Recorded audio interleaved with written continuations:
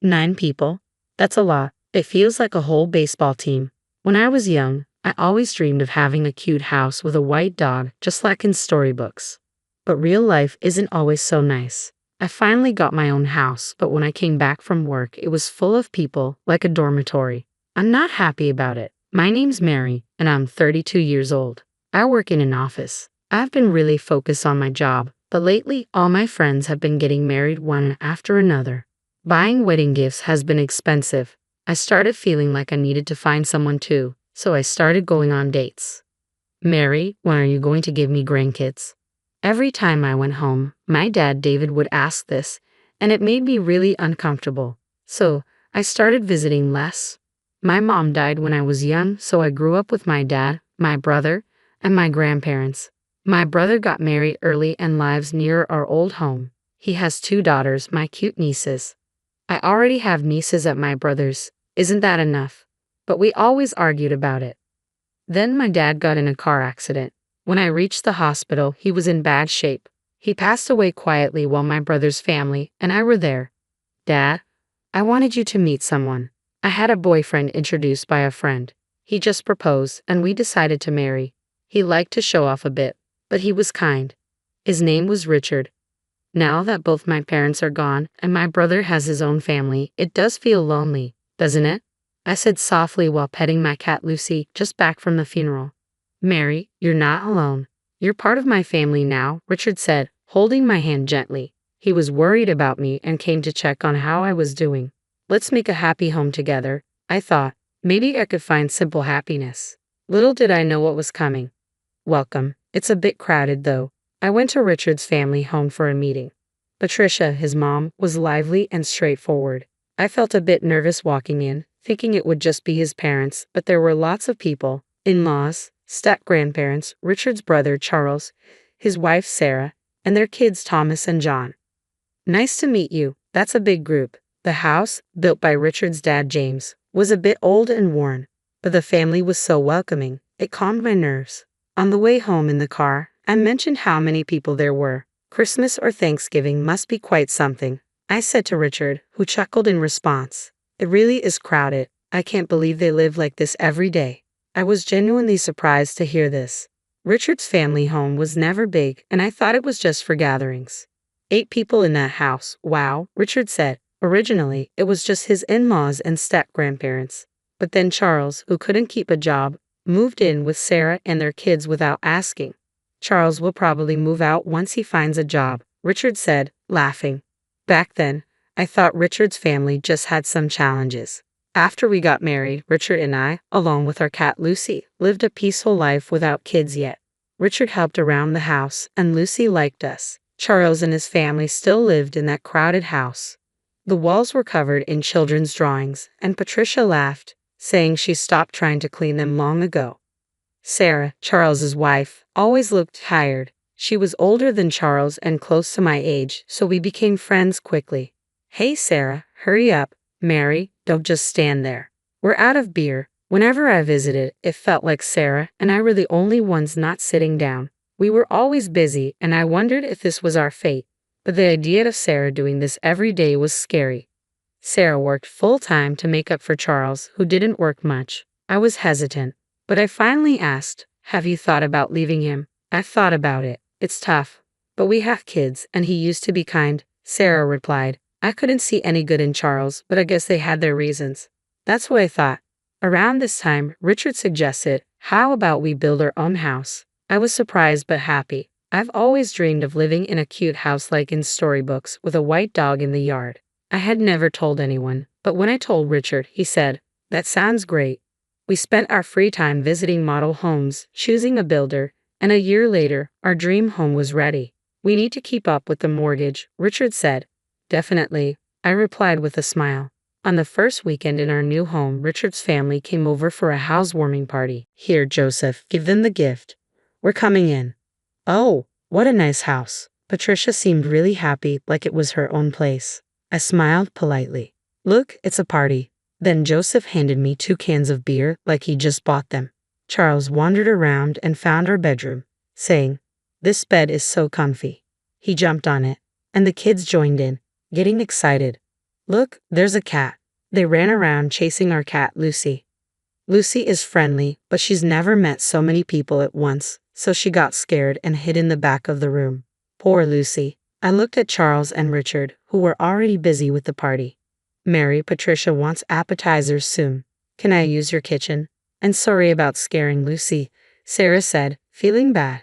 Why is someone as nice as her with a guy like that? I care for Sarah like a sister. I'll take care of it, Sarah. You relax, I said, but she still helped with cooking while managing the kids. The step-grandparents were quiet, almost like dolls, not saying much. But they said, "Nice home, right, James?" "Yeah, sorry for the noise," James replied, even though the loud ones were the in-laws. The step-grandparents were the sensible ones in that house. So the odd ones were the in-laws, Charles, and probably my husband Richard too. After that, the in-laws and Charles started coming over almost every weekend. They partied loudly till dawn, and we got complaints from neighbors and even the police. Once Sarah, the step-grandparents, and the kids hadn't visited since the housewarming, but the in-laws put me to work without hesitation.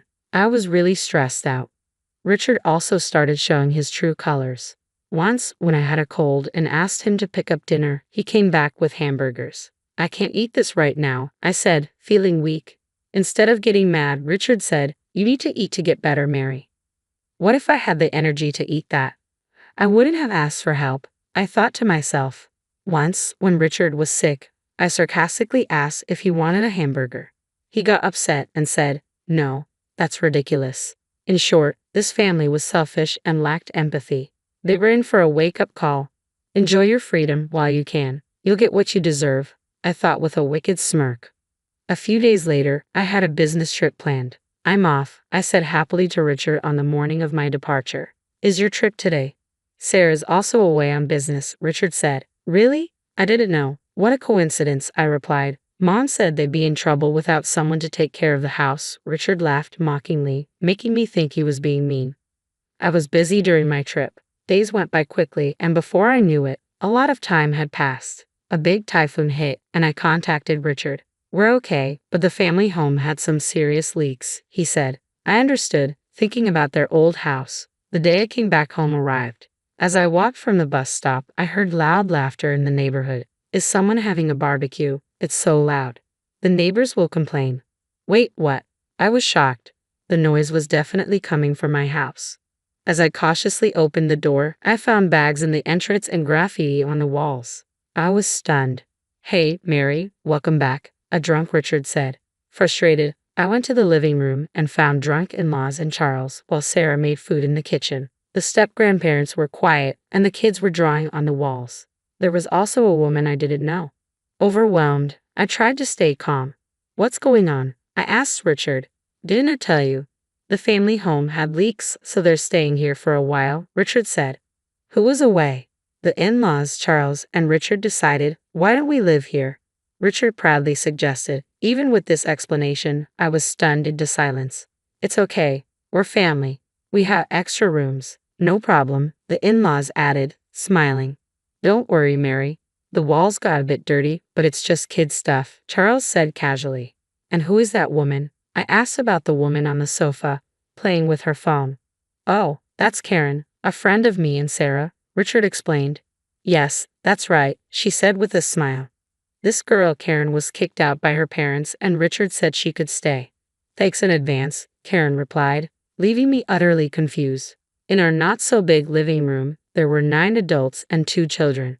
The room was messy, with scribbles on the walls far from the new house look. The family was loud like a dormitory. I couldn't help but lose my temper. "Seriously, 9 people is too many. Are you guys planning to start a baseball team or something?" Then I realized something. "Hey, where's Lucy?" I asked, but no one knew where our cat was. Dad opened the window to smoke, and Thomas said Lucy ran away. Charles looked at him angrily. "What were you thinking?" "I told you to be careful with the windows," I said, nearly in tears. Richard, looking annoyed, said, "It's just a cat. We can get another one. If you're unhappy, we can just get divorced," he said with disdain. "You said divorce?" I asked. "Yes, I did. I might not if you apologize," Richard said confidently. "Oh, really? Well, then, here, write this," I said, slamming down the divorce papers I had prepared. My section was already filled out. I got my bags from my room. Why haven't you written it yet? I'm busy, I said coolly to Richard. They were shocked. Angrily, Patricia said, Richard, divorce her already. We've built the house, so she's useless now. Realizing too late. Richard said, you'll regret it. But I had no regrets. You're the one who'll struggle. Just write the papers, I said, taking them and giving some to Charles. He laughed. When did I marry you? Looking at the filled wife's section, Charles said, Hey, Sarah. This is Sarah, coldly. I'm divorcing you right now, Sarah said firmly. Charles exclaimed, Sarah bites the hand that feeds you, huh, Joseph? He was talking nonsense. From my perspective, Sarah had been treated like a servant in her in-laws' house. Charles took most of her earnings, leaving little for living expenses. This allowed Charles to do whatever he wanted, and the woman in front of me was Charles's mistress. Mary, I think my husband is cheating. Sarah had confided in me before we planned our divorces. Sarah endured it for her children, but Charles started selling their belongings. She reached her limit. Sarah told me everything. Furious, we started planning our divorces. Sarah gathered evidence of the affair. Her recent business trip was a lie. We looked for a new place to live halfway. Like me, Sarah had no family to turn to, but a friend offered her a job in another state. It was a good opportunity, and our preparations went smoothly. All that was left was presenting the divorce papers. I want to get out of that hellish house, Sarah said, determined. She had a strong core but had been manipulated by her in-laws. Thinking it would be suspicious to return together, Sarah went back first. She soon contacted me, informing me about the takeover at my house and Charles's mistress moving in. All our actions until then were a performance. Knowing what was happening, I told Sarah, we're not living there anymore. Let the kids draw on the walls all they want. That's what I told her. Charles, thinking he could openly live with his mistress, happily signed the divorce papers. Let's go, Sarah. James and everyone, it's time to leave. The step-grandparents stood up and followed Sarah and her children to the door. Living with people like you, I had given up on life. But Sarah opened my eyes, James said, glaring at the family, and left with his great-grandchildren. The in-laws had been taking money from the step-grandparents' pensions. They were truly awful. Well then, take care, we said as we left. You'll regret this, the family laughed, but we ignored them. Months later, Richard contacted me. Oh, I forgot to block him. I could guess the content of the call, so I answered, Mary, come back. Richard sounded desperate. I barely contained my laughter. Come back, we're strangers now, I replied calmly. Let me talk, Mary. What do you mean? Why aren't you paying the mortgage? Patricia's voice came through, probably snatching the phone from Richard. What are you talking about? I have no idea. I played dumb while Patricia sounded frustrated. Apparently, the mortgage for the house had fallen behind last month. When I pressed Richard, he claimed I hadn't been paying it. What an inconvenience. While I remained silent, Patricia kept talking like a machine gun. First of all, this house, you guys had a combined income of $755,000, right? We could have built a better house. We built this as a new home, but it's not what we expected. Originally, they had planned to take over the house. Sarah had informed me of their discussions. Yes, that's true. But with Richard's $30,000 salary, the bank wouldn't lend us more. If we had taken a joint mortgage, maybe we could have gotten a better house. Hearing this, Richard, you lied. I could hear Richard and Patricia arguing on the phone. I ignored them, ended the call, and finally blocked his number. Richard had a pretentious personality. He always wanted to impress others, especially outside his family. When he suggested building the house, I already had divorce in mind. I told him a friend's husband got a mortgage on his own. How cool is that? I heard these stories like a spell. Richard, wanting to show off, opted for a solo mortgage. I had to hold back my laughter. He probably didn't tell his family because he was afraid of them knowing the truth. But I didn't care. The house was built to Richard's taste. I had no attachment to it anymore. Richard hadn't cheated, but there were no alimony penalties in our divorce. So despite him, I left him with the mortgage debt as my revenge. Let him suffer, and I was able to rescue Sarah, whom I cared for like a sister, from that house. That was my main goal. Later, they couldn't pay the mortgage, and the new house was repossessed.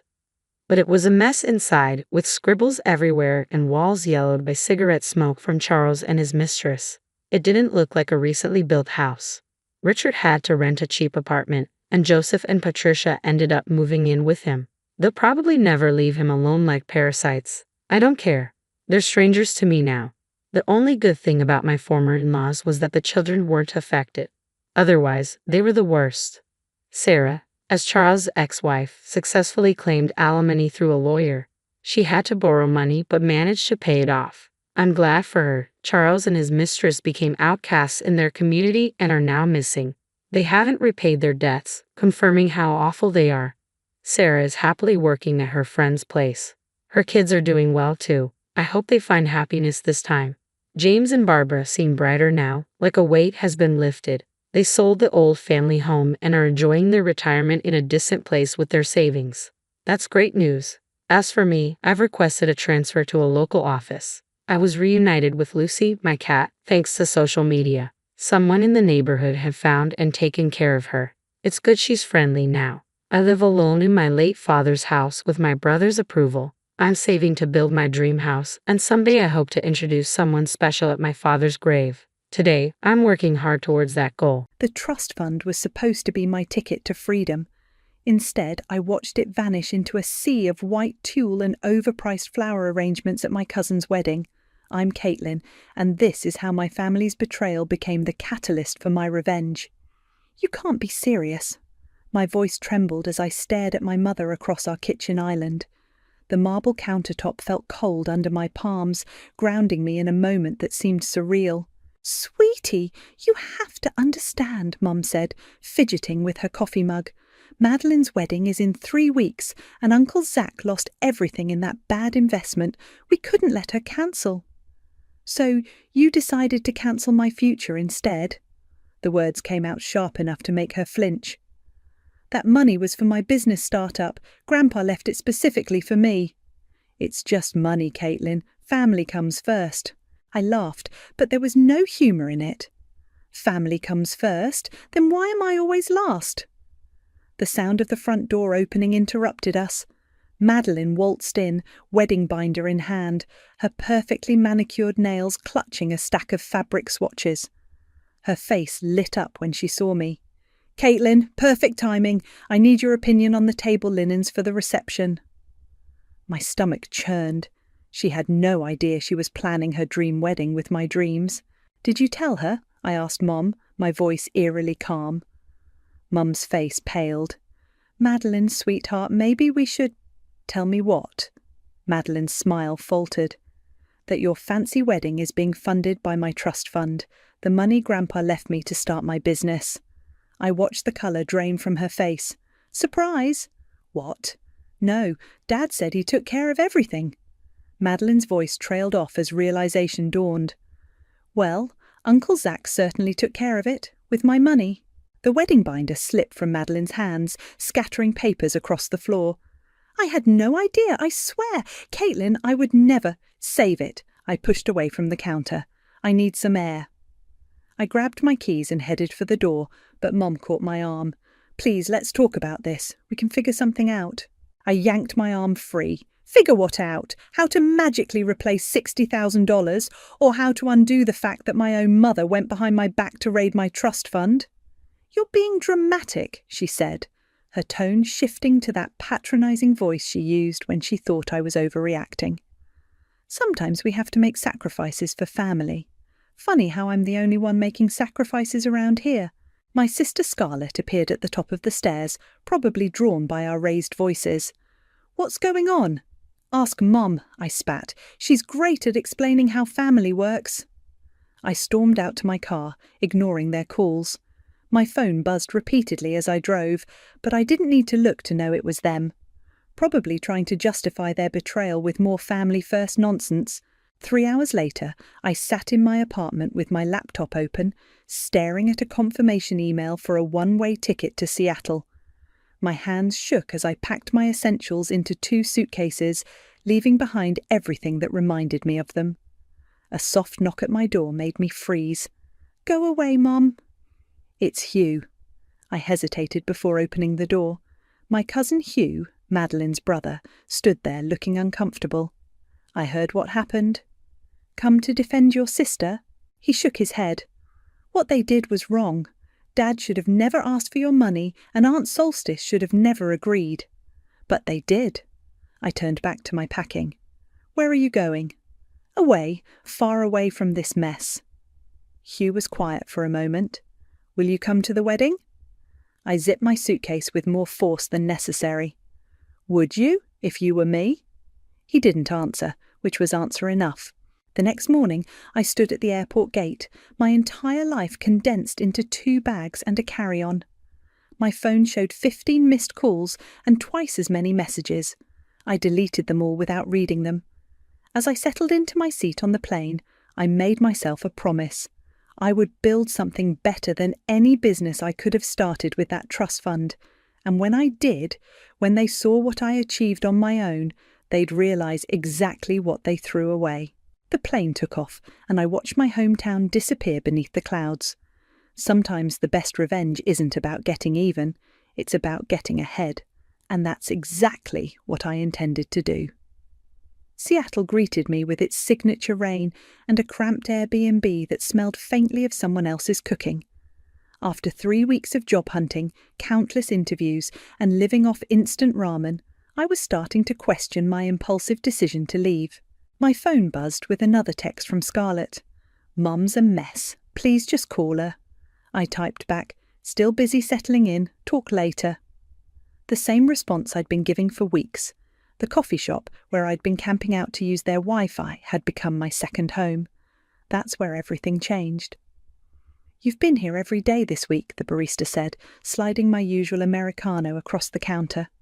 Job hunting. That obvious? She smiled. I'm Amanda, and trust me, I've seen that look before. What field? Tech, project management specifically. I took a sip of my coffee. Though at this point, I'd consider anything that doesn't involve asking if someone wants fries with that. Actually, Amanda glanced around before lowering her voice. My brother works at Horizon Tech. They're desperately looking for a junior project manager. Want me to put in a word? 2 days later, I sat across from David, the hiring manager at Horizon Tech, trying not to fidget in my carefully chosen interview outfit. Your resume is impressive, he said, but there's a gap in your employment history. Why'd you leave your last position so suddenly? I'd prepared for this question. I needed a change. Seattle's tech scene offered opportunities I couldn't find back home. Honest answer? He leaned forward. The real one? I met his gaze. My family made some choices that affected my career plans. Instead of letting it defeat me, I decided to rebuild somewhere new. I'm here because I want to prove something to myself more than anyone else. He nodded slowly. Tell me about the most challenging project you've managed. I launched into my prepared example, but he cut me off. No, not work. Tell me about moving here, planning, execution, obstacles. Treat it like a project.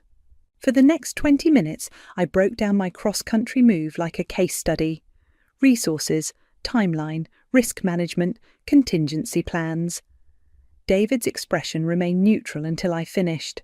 Then he smiled. That's exactly what I wanted to hear. When can you start?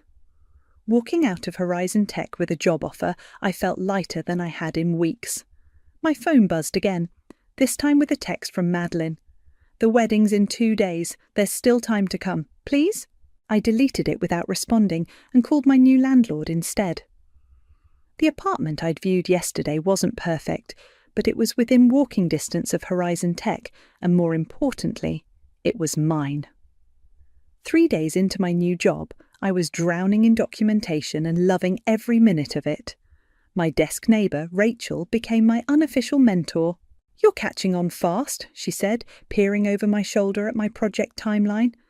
But you might want to add some buffer time here and here. She pointed at the screen. Trust me, developers always need more time than they claim. Speaking from experience? Let's just say I've learned the hard way. She grinned. Hey, a bunch of us are grabbing drinks after work. Want to join? That evening, sitting at a bar with my new co-workers, I checked my phone out of habit. A new email from Mom waited in my inbox. The wedding was beautiful. Madeline looked perfect. I wish you'd been there. We all did. Please come home for Sunday dinner this week. We can talk about helping you start over here. I set my phone face down on the bar. Bad news? Rachel asked. Just family stuff. Want to talk about it? I shook my head. I'd rather hear about this nightmare project you mentioned earlier, the one with the impossible deadline. As Rachel launched into her story, I felt something shift inside me. Here, nobody knew me as the girl whose family stole her trust fund. Nobody pitied me or tried to justify what happened. I was just Caitlin, the new project manager who asked smart questions and stayed late to learn the systems. Back in my new apartment that night, I sat at my tiny IKEA desk and opened my laptop. My savings account balance was painfully low after the move and apartment deposit, but my first paycheck would hit next week.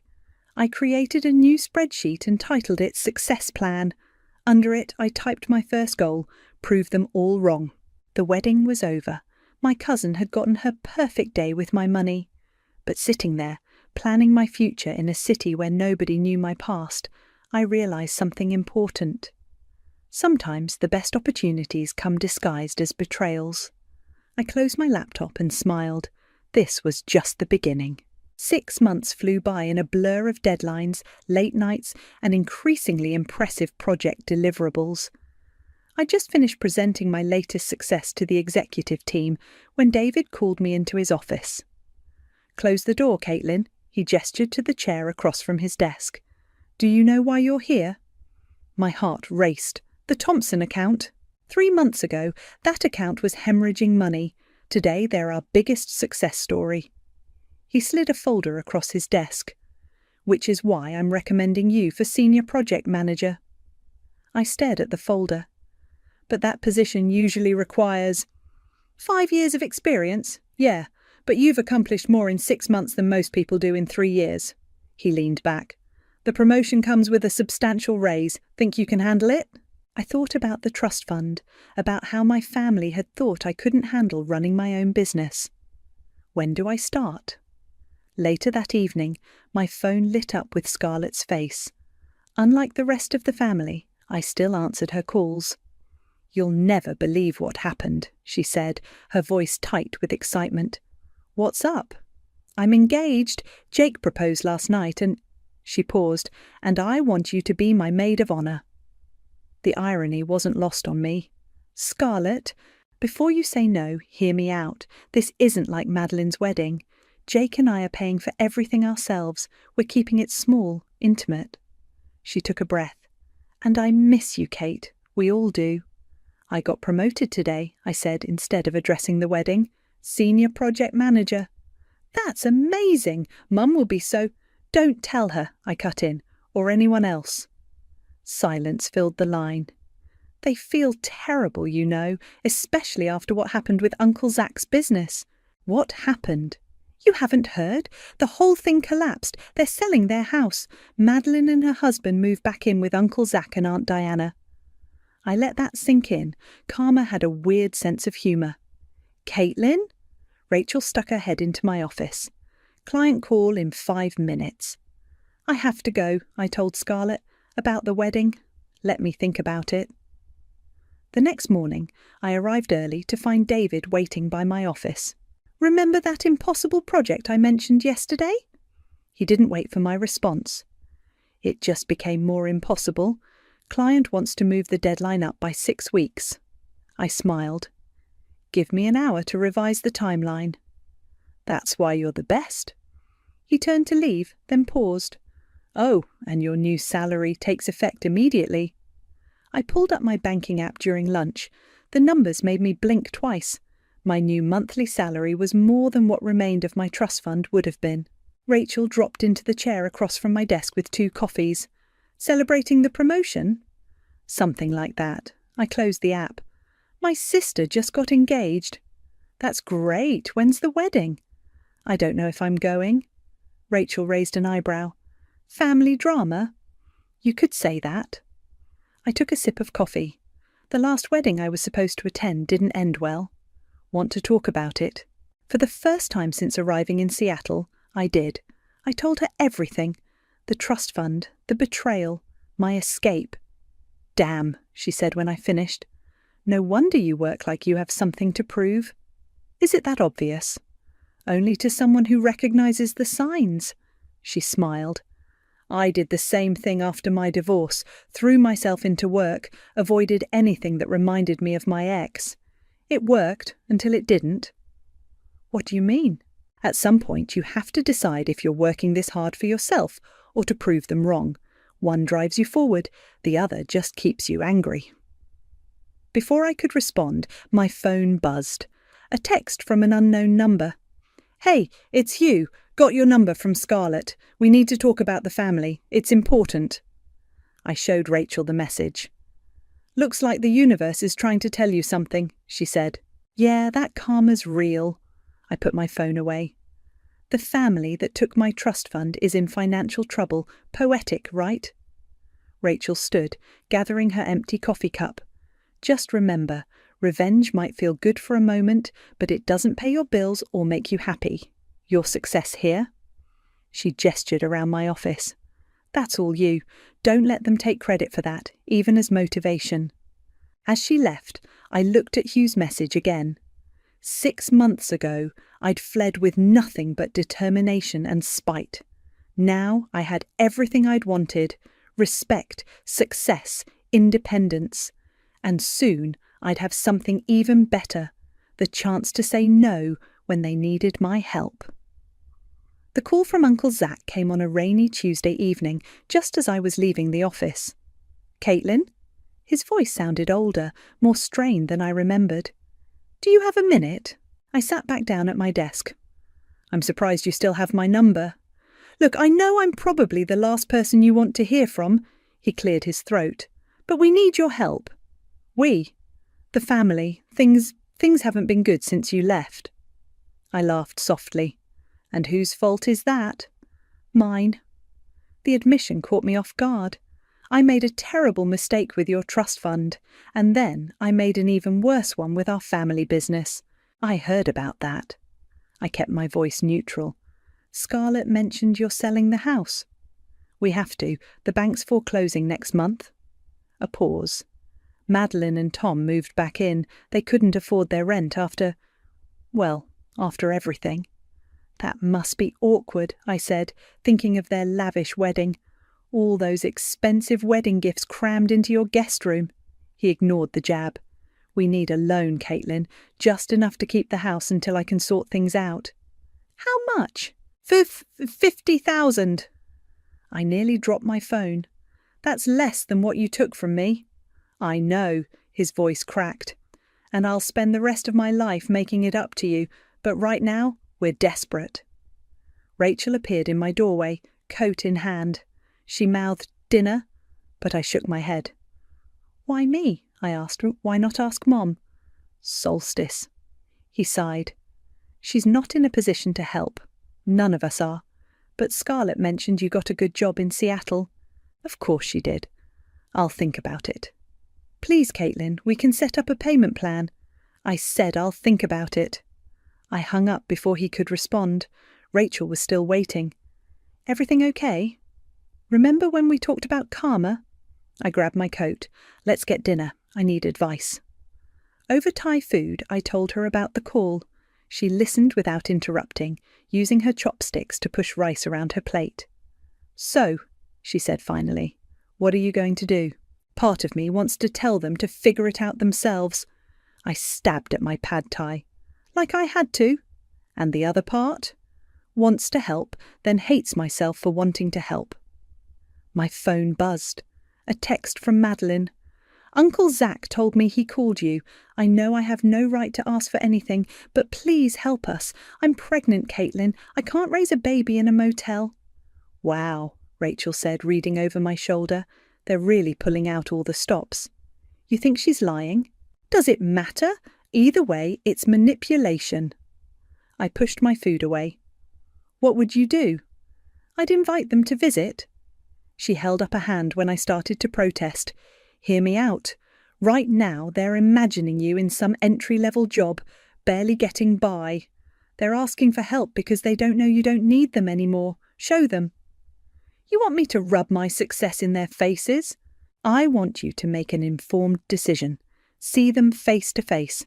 Let them see what they lost when they betrayed you." She grinned. "Plus your new place is gorgeous. The view alone might give Uncle Zach a heart attack." She had a point. My recent promotion had allowed me to move into a luxury apartment overlooking the city. The rent was more than my parents' mortgage. I picked up my phone and typed, "Come to Seattle this weekend, all of you. We'll talk about the loan in person." The responses came quickly. Mom, "Really? Oh, sweetheart, thank you." Uncle Zach, "We'll be there. Send the address." Madeline, "Thank you, thank you, thank you." Only Hugh's response gave me pause. "Be gentle with them, cousin. They're not the same people who hurt you." I looked at Rachel. "Am I making a mistake?" "Depends on what you want out of this." She signalled for the check. "Revenge, closure, reconciliation." "I want them to understand what they did, what it cost them." I thought about my new office, my view, my success. "I want them to see who I became without them." "Then show them." She handed her card to the waiter. "Just remember what I said about working for yourself, not against them." That night, I stood at my floor-to-ceiling windows, looking out at the Seattle skyline. 6 months ago, I'd arrived here broken and angry. Now, I was about to face my family from a position of power. I opened my laptop and booked 4 hotel rooms at a modest chain hotel nearby. Not too cheap, not too expensive, just comfortable enough to make what came next feel worse by comparison. The game was about to begin, and this time I held all the cards. The doorman called up exactly at 7. "Miss Caitlin, your family is here." "Send them up." I smoothed my designer dress, 3 months' salary at my old job, pocket change now, and waited. The elevator dinged, and there they were. Mum looked thinner, worry lines creasing her forehead. Uncle Zach's confident swagger had vanished, replaced by stooped shoulders and a grey pallor. Madeline's expensive highlights had grown out, showing mousy brown roots. Hugh hung at the back, watching me carefully. "This is... wow." Mom stepped into my apartment, eyes wide. "Honey, this is incredible." "Nice view," Hugh said quietly. Madeline pressed her hand against the floor-to-ceiling windows. "You can see the whole city from here." "Would anyone like a drink?" I moved to my wine fridge. "I have an excellent Cabernet, though water for you, Madeline, given your condition." She flushed, one hand moving to her still flat stomach. "You heard? You texted me, remember?" I poured the wine, watching their reflections in the window. 3 months along, is it? 2, she mumbled, accepting a water glass. I handed Uncle Zach his wine, noting how his hand trembled slightly. "Shall we sit? We have a lot to discuss." They settled onto my Italian leather sectional, another recent splurge. Mum kept touching things, as if confirming they were real. "You've done well for yourself," Uncle Zach said, attempting his old authoritative tone. "I have." I sat across from them. "No thanks to any of you." The silence that followed was deafening. "Caitlin," Mum started, "we know we hurt you." "Do you?" I set my wine down. "Do you know what it's like to start over with nothing? To eat ramen for weeks because you can't afford real food? To wonder if you've made the biggest mistake of your life?" "We never meant," Madeline began, "to steal my trust fund, to destroy my dreams, to betray me." Each question made them flinch. "What exactly didn't you mean to do?" Hugh leaned forward. "We're here to make it right." "With what money?" I laughed. "The business is gone. The house is being foreclosed. Madeline's living in your old bedroom with a baby on the way. What exactly are you offering?" "Our apology," Mum whispered, "for everything." I stood and walked to the windows, looking out at my city. "Did you know I'm a senior project manager now, youngest in the company's history?" "That's wonderful," Mum said, hope creeping into her voice. "My salary is triple what that trust fund was worth." I turned to face them. "I did that without your help, without your support, without your belief in me." Uncle Zack set his untouched wine down. "We need $50,000, Caitlin. We can work out a payment plan." "Like you did with my trust fund?" The words came out sharp as knives. "How did that work out?" Madeline started crying softly. Mum moved to comfort her, but she shrugged away.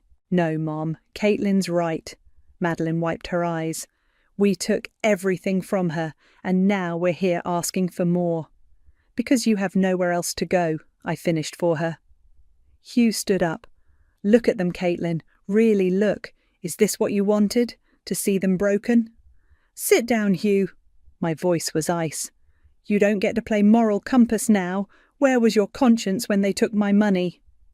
He sat. I walked to my home office and returned with a folder.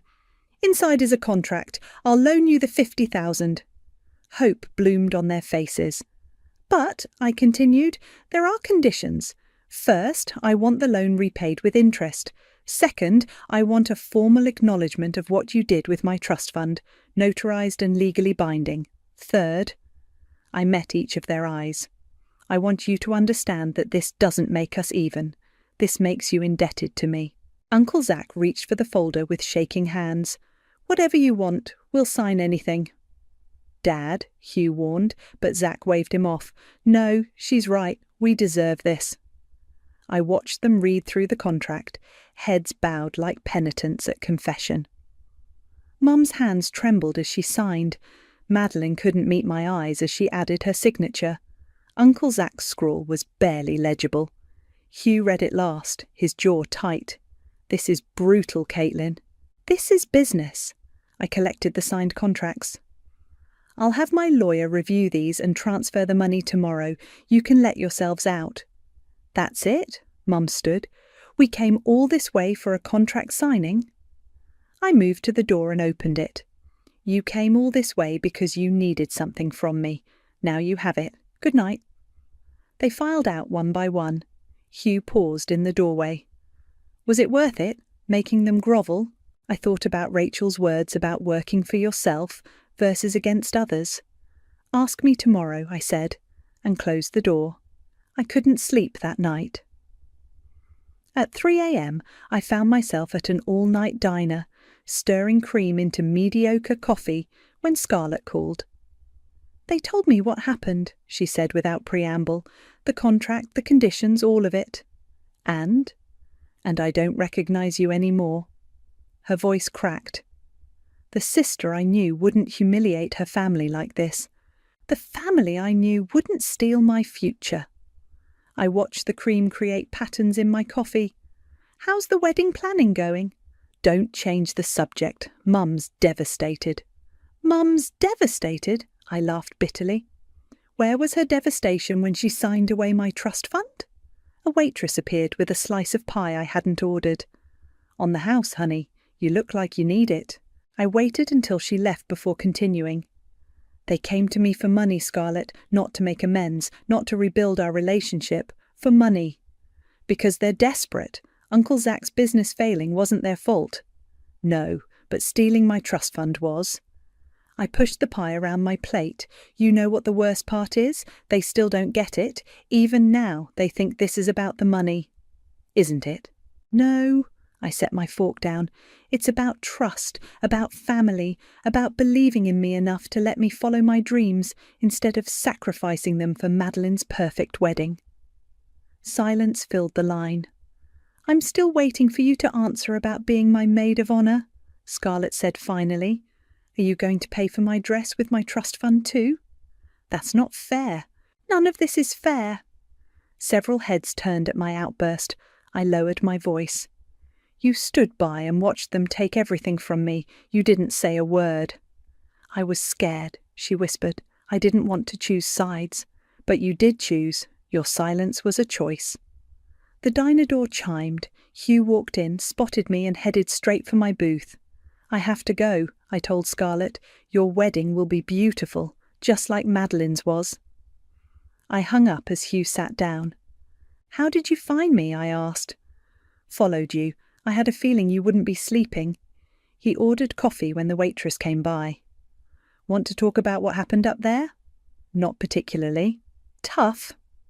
He doctored his coffee with sugar. Because we're going to. There's nothing to discuss. They needed money. I gave them conditions. They agreed. You didn't give them conditions, Caitlin. You gave them a public flogging.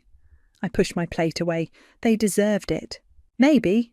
He leaned back. But is this really who you want to be? The person who kicks people when they're down? Like they kicked me? Yes, exactly like that.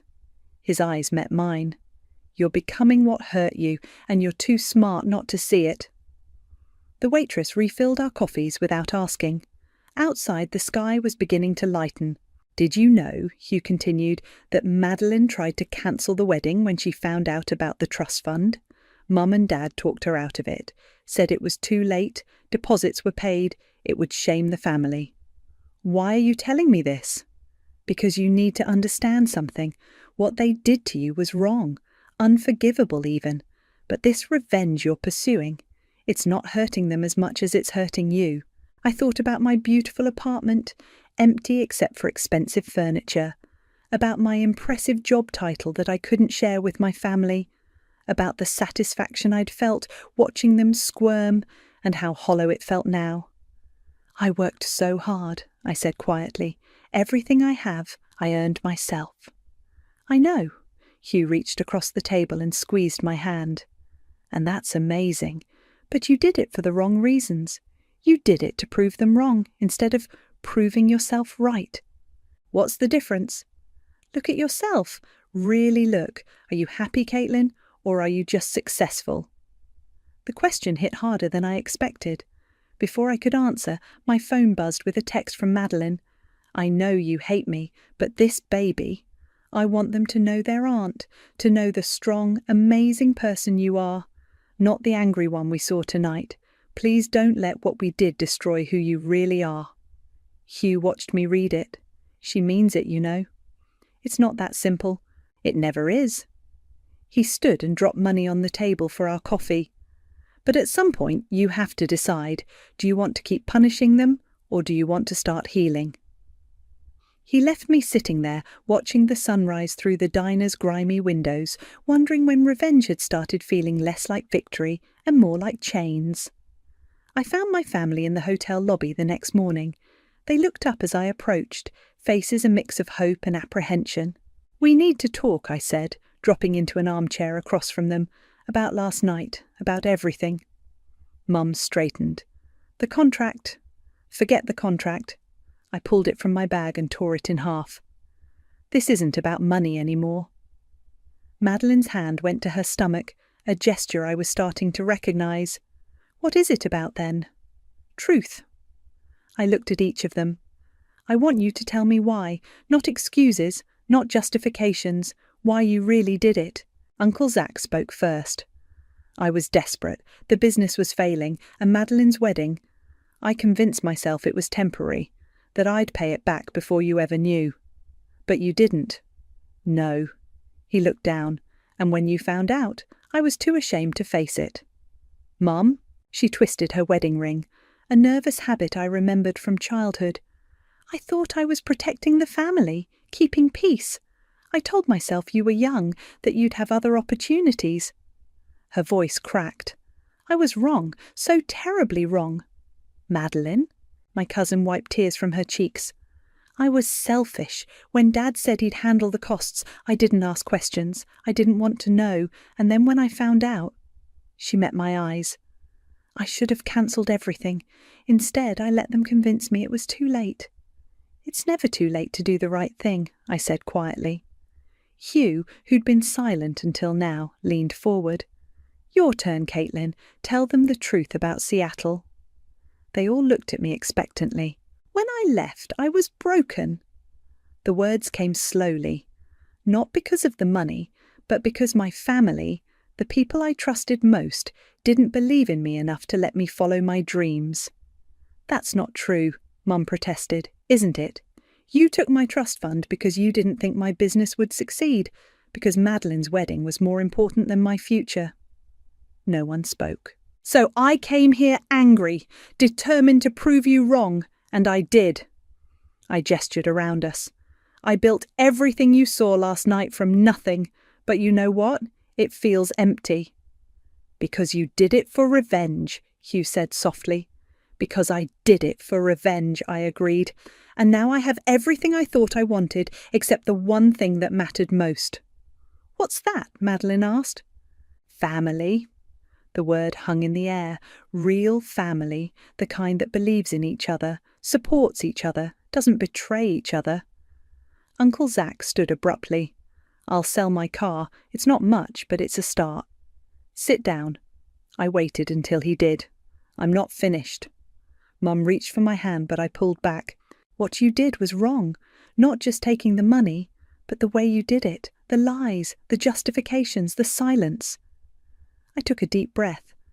But what I did last night, making you grovel, humiliating you, that was wrong too. You had every right, Madeline said. No, I had reasons but not rights. There's a difference. Hugh smiled slightly. So what now? I pulled out my checkbook. Now, I'm going to help you save the house. No contracts, no conditions. We can't accept, Uncle Zack started. You can and you will.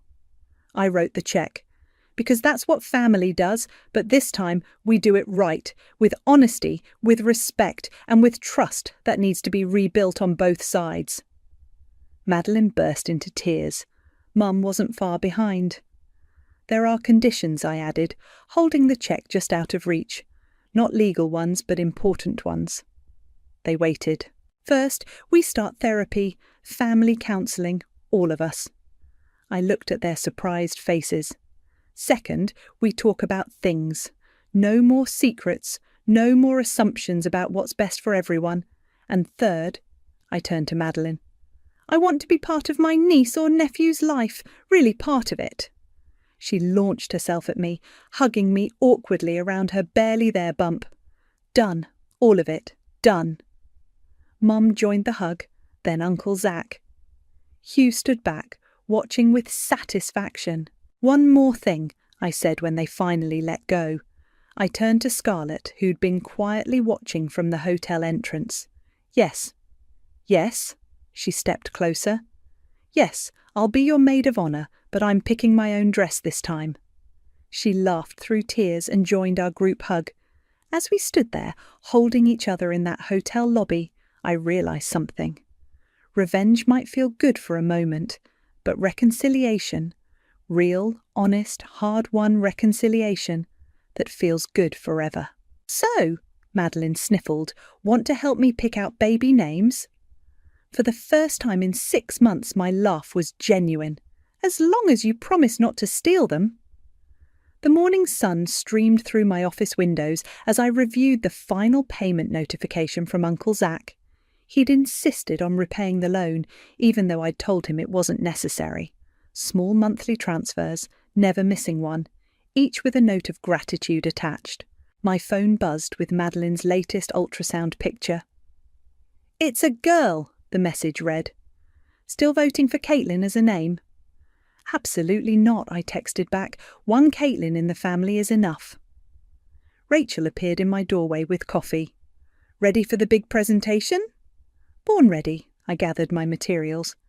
But first I need your opinion on something. I pulled up a business plan on my screen, the same one I'd dreamed of funding with my trust fund, but better. Refined by experience, shaped by everything I'd learned. A consulting firm? Rachel leaned closer. Wait, is this? The original dream, version 2.0. I scrolled through the projections.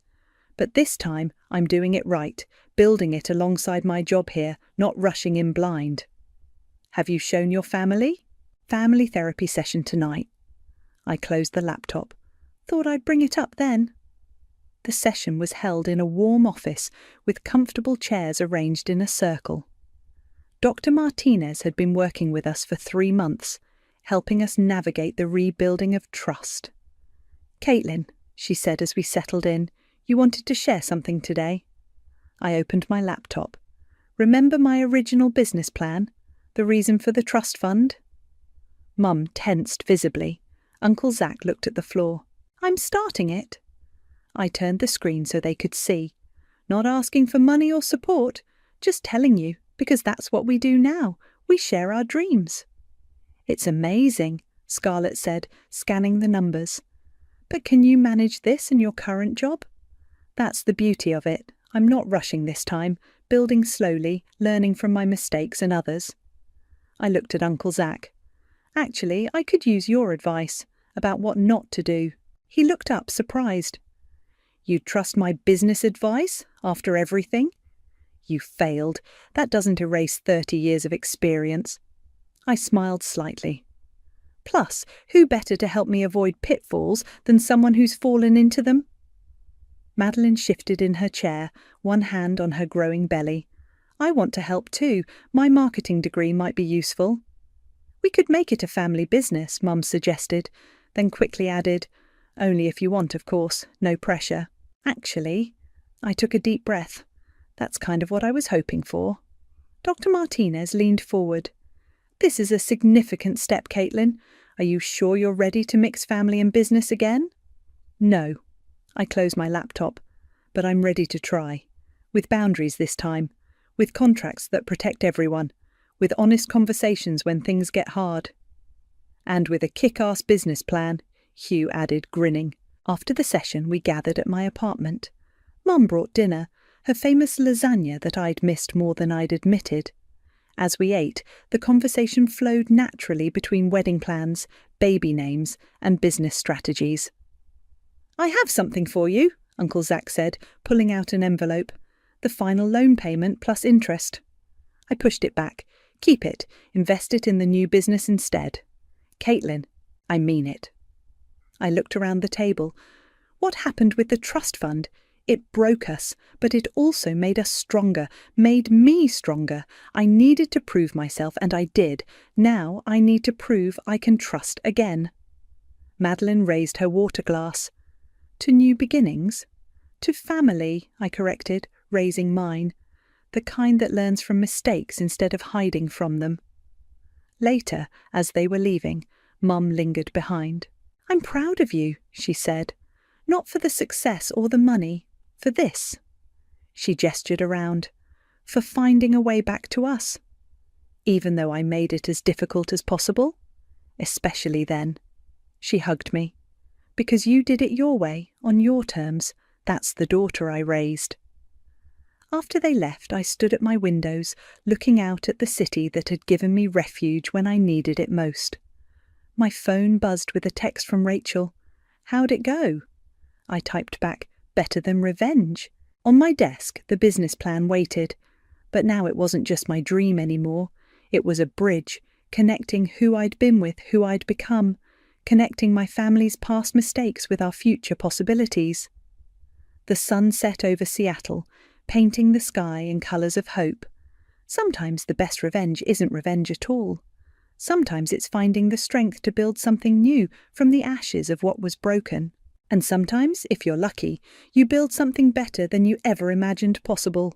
I heard the swish of my silk train against the church's marble floor and felt my heart flutter. This was supposed to be my final fitting before the wedding, a moment I'd dreamed about since Nico slid that diamond onto my finger 6 months ago. Instead, I was watching my future mother-in-law destroy everything with a smile on her face. Rachel, darling, you look absolutely breathtaking, Kennedy said, circling me like a shark. Her manicured fingers adjusted my veil with practiced precision. But before we finalize anything, we need to discuss the Hamilton family tradition. The seamstress excused herself with a knowing glance that made my stomach tighten. Kennedy's smile never reached her eyes as she pulled a document from her designer handbag. What tradition? I asked, trying to keep my voice steady. Nico never mentioned anything. That's because it's between the mother and the bride, Kennedy replied, her voice honeyed but firm. Every Hamilton bride signs a prenuptial agreement with special provisions. Family protection, you understand. I looked at Nico, expecting him to jump in, to say something, anything. He stood by the stained glass window, sunlight fragmenting across his face in blues and reds. His silence cut deeper than Kennedy's words. I don't understand, I said, taking the document. My hands trembled as I flipped through pages of legal jargon. This says if we divorce, I get nothing, not even what I bring into the marriage. Kennedy's laugh tinkled like breaking glass. It's symbolic, Rachel. A demonstration of pure intentions. You're marrying my son for love, not money, correct? The church suddenly felt too small, too hot. I'd spent my life dreaming of having a real family, something I never had growing up in foster care. The Hamiltons were supposed to be that family. Wealthy, yes, but I'd fallen for Nico's kindness, his promises that I'd never be alone again. Nico? My voice cracked. Did you know about this? He finally looked at me, conflict written across his face. It's just paperwork, Rach. Everyone in the family does it. Everyone who marries in, Kennedy corrected, her smile tightening. The Hamilton legacy spans generations. We protect what's ours. I stepped off the platform, the dress suddenly feeling like a straitjacket. I need to think about this. Kennedy's perfectly composed face hardened. There's nothing to think about. The wedding is in 3 weeks. The agreement needs to be signed today. Today? I backed away. You ambush me during my fitting and expect me to sign away my rights immediately? They're not rights if they were never yours to begin with, Kennedy snapped, mask slipping. Nico, explain to your fiancé how things work in our family. Nico stepped forward, his face pained. Rachel, please. It's not worth fighting over. Not worth fighting over. 5 words that revealed everything. I need air, I said, gathering the massive skirt in my hands. The seamstress reappeared, alarmed as I headed for the dressing room. Rachel! Kennedy's voice sharpened. Don't be dramatic. This is happening whether you like it or not. I spun around, the train wrapping around my ankles. Or what? Her smile returned, colder than before. Or there will be no wedding. It's quite simple. 20 minutes later, I burst through the church doors in my street clothes, engagement ring clutched in my palm. The diamond cut into my skin as I marched down the steps, tears blurring my vision. Rachel, wait! Nico caught up to me in the parking lot. You're overreacting. This is just how my family does things. I turned to face him, really seeing him for the first time. Would you sign something that said you get nothing if we divorce? That everything you worked for belongs to me? His hesitation was answer enough. I thought I was joining your family, I said, voice breaking. But I'm just another acquisition, aren't I? Something to be controlled. That's not fair, he protested, running his hand through his hair. My mother is difficult, but she means well. The tradition is important to her. And I'm not? I opened my palm, showing him the ring. 3 years together and you won't even stand up for me. His eyes darkened. You don't understand the pressure I'm under. My family will always come first, I finished for him. I pressed the ring into his hand. I won't sign it, Nico. Rachel, please. Choose, I whispered, me or the tradition. The silence stretched between us, filled with everything he wasn't saying. I turned away before he could see my tears fall. It's more complicated than you know, he called after me. There's more to the tradition than just the prenup. I froze. What does that mean? It means you should talk to my sister, a woman's voice said from behind a nearby car. I turned to see a stranger watching us, her resemblance to Nico unmistakable despite her edgier style. She stepped forward, ignoring Nico's shocked expression. Mila, he gasped. What are you doing here? She smiled grimly at me, ignoring him completely. You must be Rachel. I think it's time we talked about what really happens to Hamilton brides. I sat in my car, knuckles white against the steering wheel, unable to process what had just happened. Mila, Nico's sister, the one he rarely mentioned, the family exile, had materialized like a ghost in the church parking lot. Before I could hear what she had to say, Kennedy had appeared, face contorted with rage.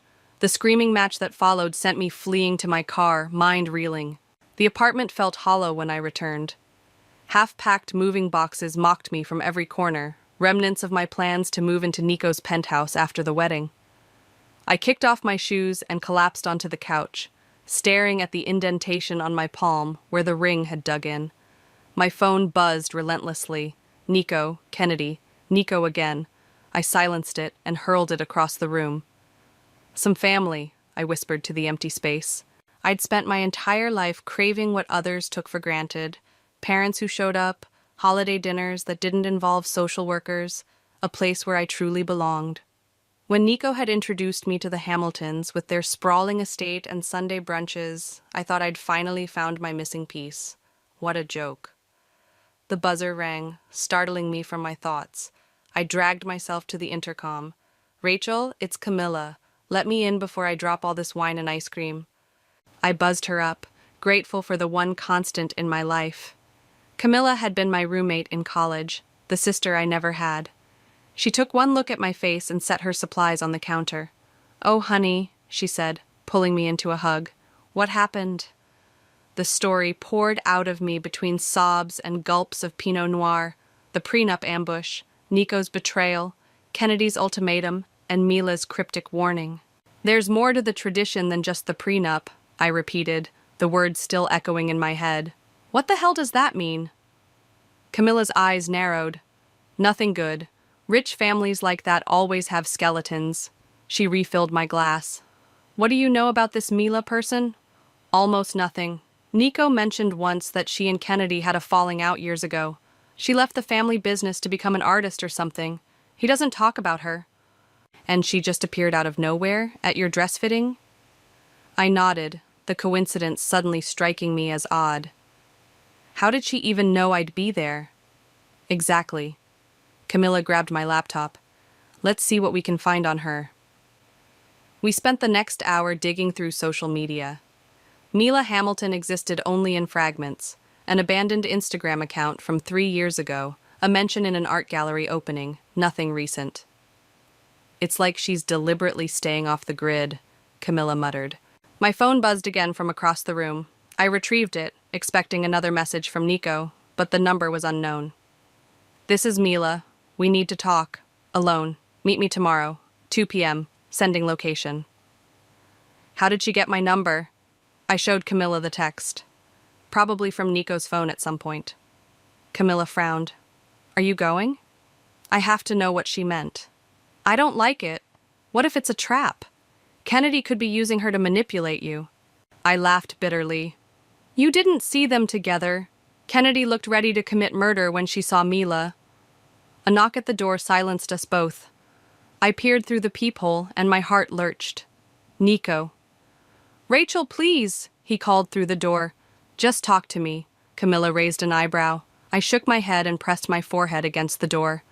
"Go away, Nico. I can explain everything if you'll just listen." His voice cracked. "What Mila said, she doesn't understand. She left before..." "Before what?" I demanded. Silence. "That's what I thought," I said. "You can't even say it out loud." "I love you," he whispered. "Isn't that enough?" 3 months ago, it would have been. 3 months ago, I would have flung open the door and fallen into his arms. Now, his words rang hollow. "No," I said firmly. "It's not."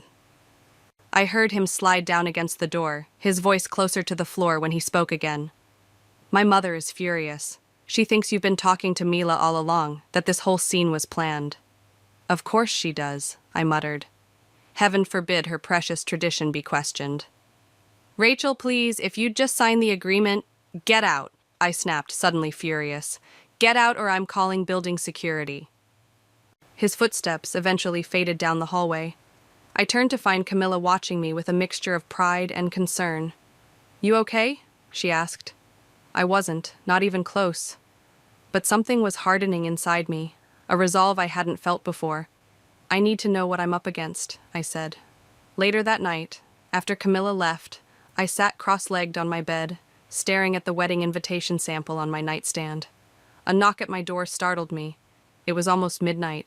Cautiously, I approached the door. "Who is it?" No answer. Just as I turned away, I noticed an envelope had been slipped under the door.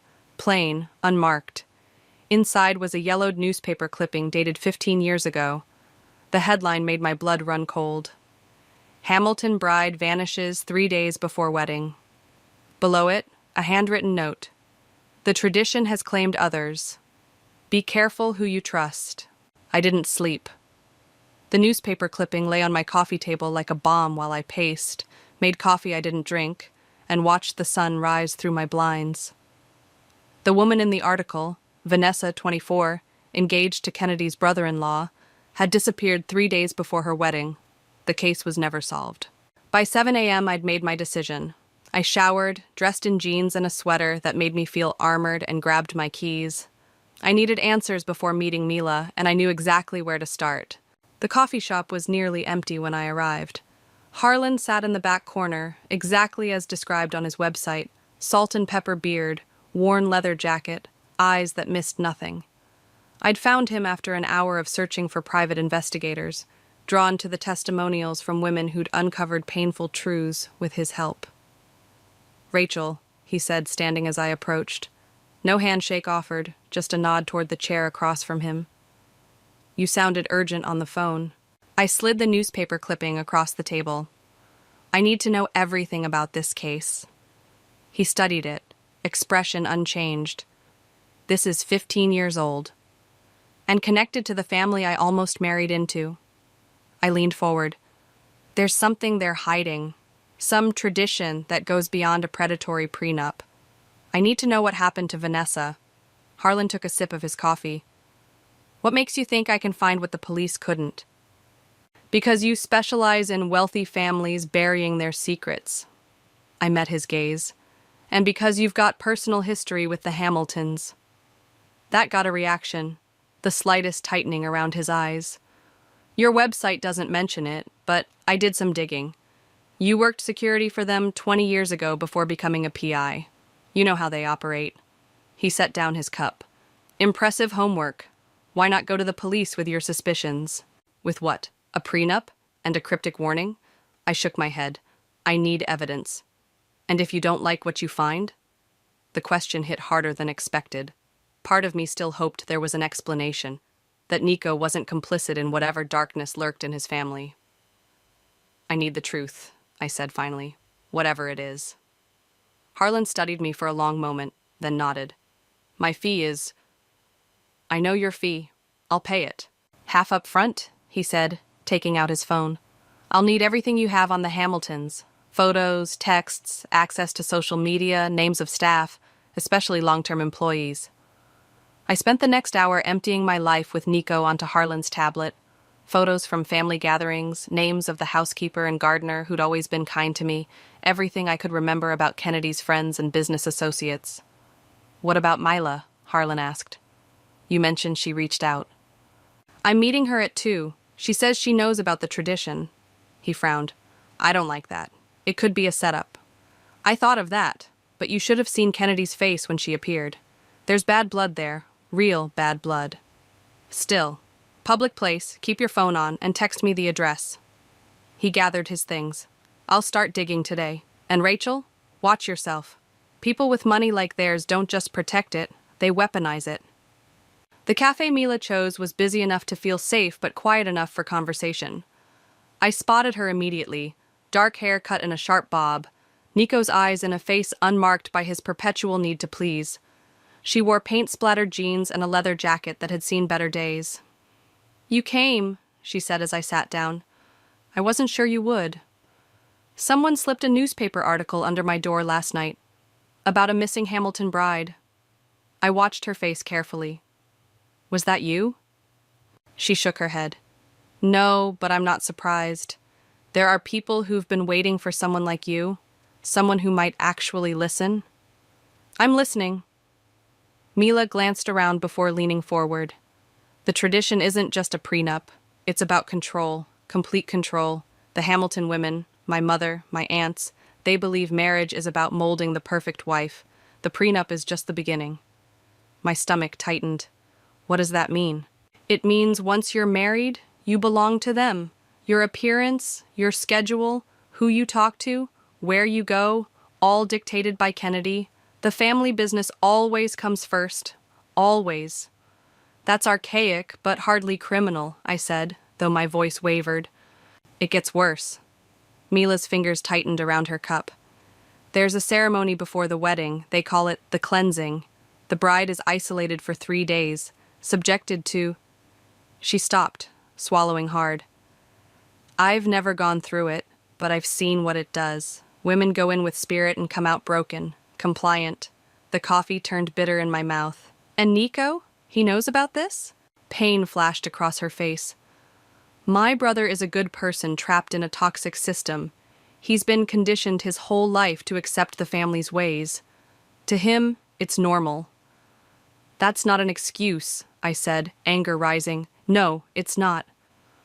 Mila reached into her bag and pulled out a small photo album. These are pictures of Hamilton brides, before and after. I flipped through pages of women's faces, bright-eyed and smiling in engagement photos, then vacant-eyed and stiff at their weddings. The transformation was subtle, but unmistakable. And Vanessa? I asked quietly. The woman who disappeared? Mila's eyes darkened. She tried to run. My phone buzzed, a text from Nico. We need to talk. I'm outside your apartment. Please come home. I showed Mila the message. He's at my place. Don't go, she said immediately. Not alone. I won't. I stood up, suddenly needing air. I need time to process this. Rachel. Mila caught my wrist. Be careful. My mother will do anything to protect the tradition. Anything.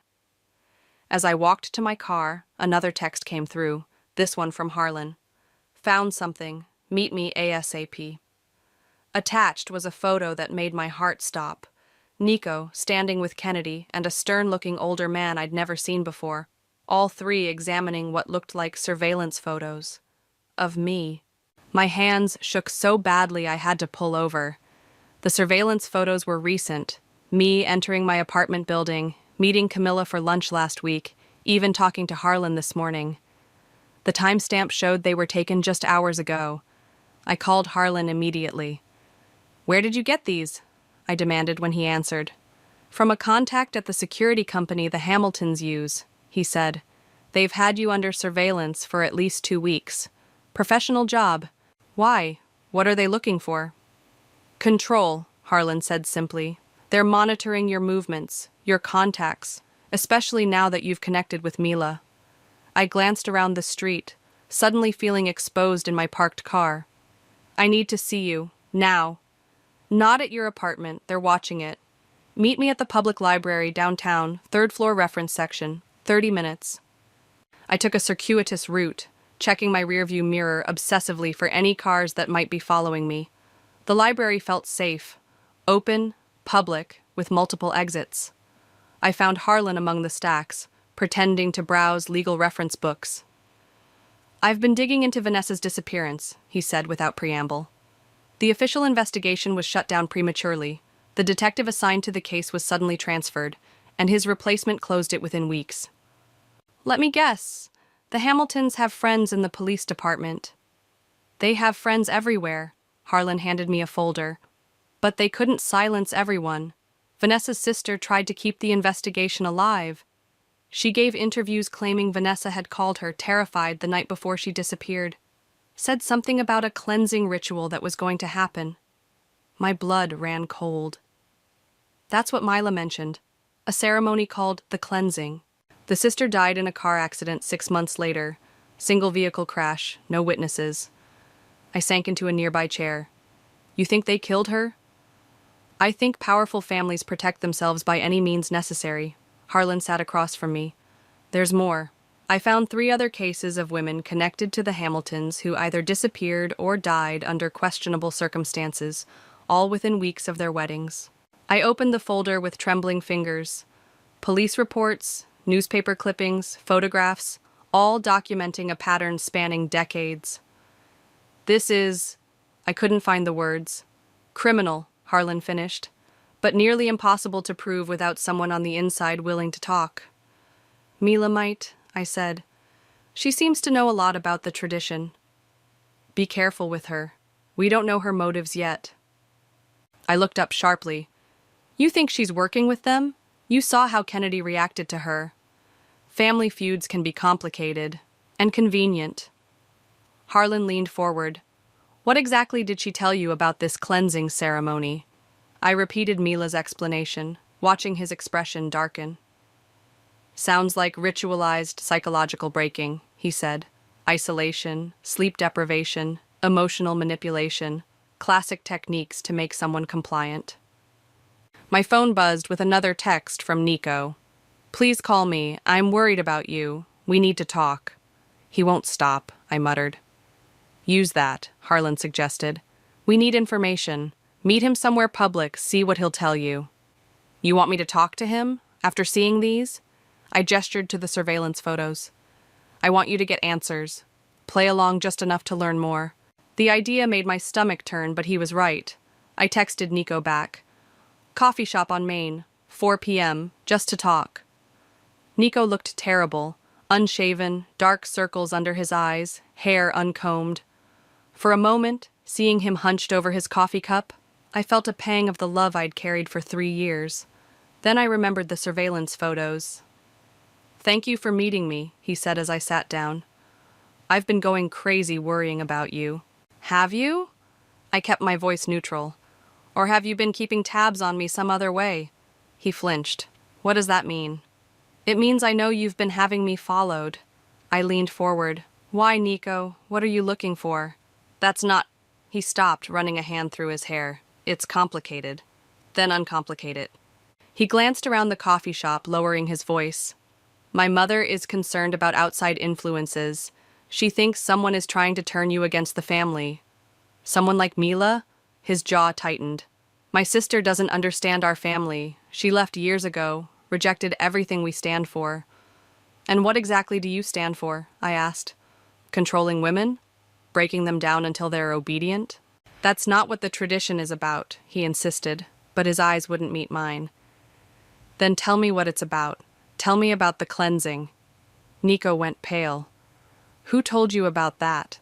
Does it matter? I know, Nico. I know about the women who disappeared, who died. I know what happens before Hamilton weddings. It's not what you think, he said desperately. It's a spiritual preparation, a way to strengthen the marriage bond. By isolating and terrorizing the bride?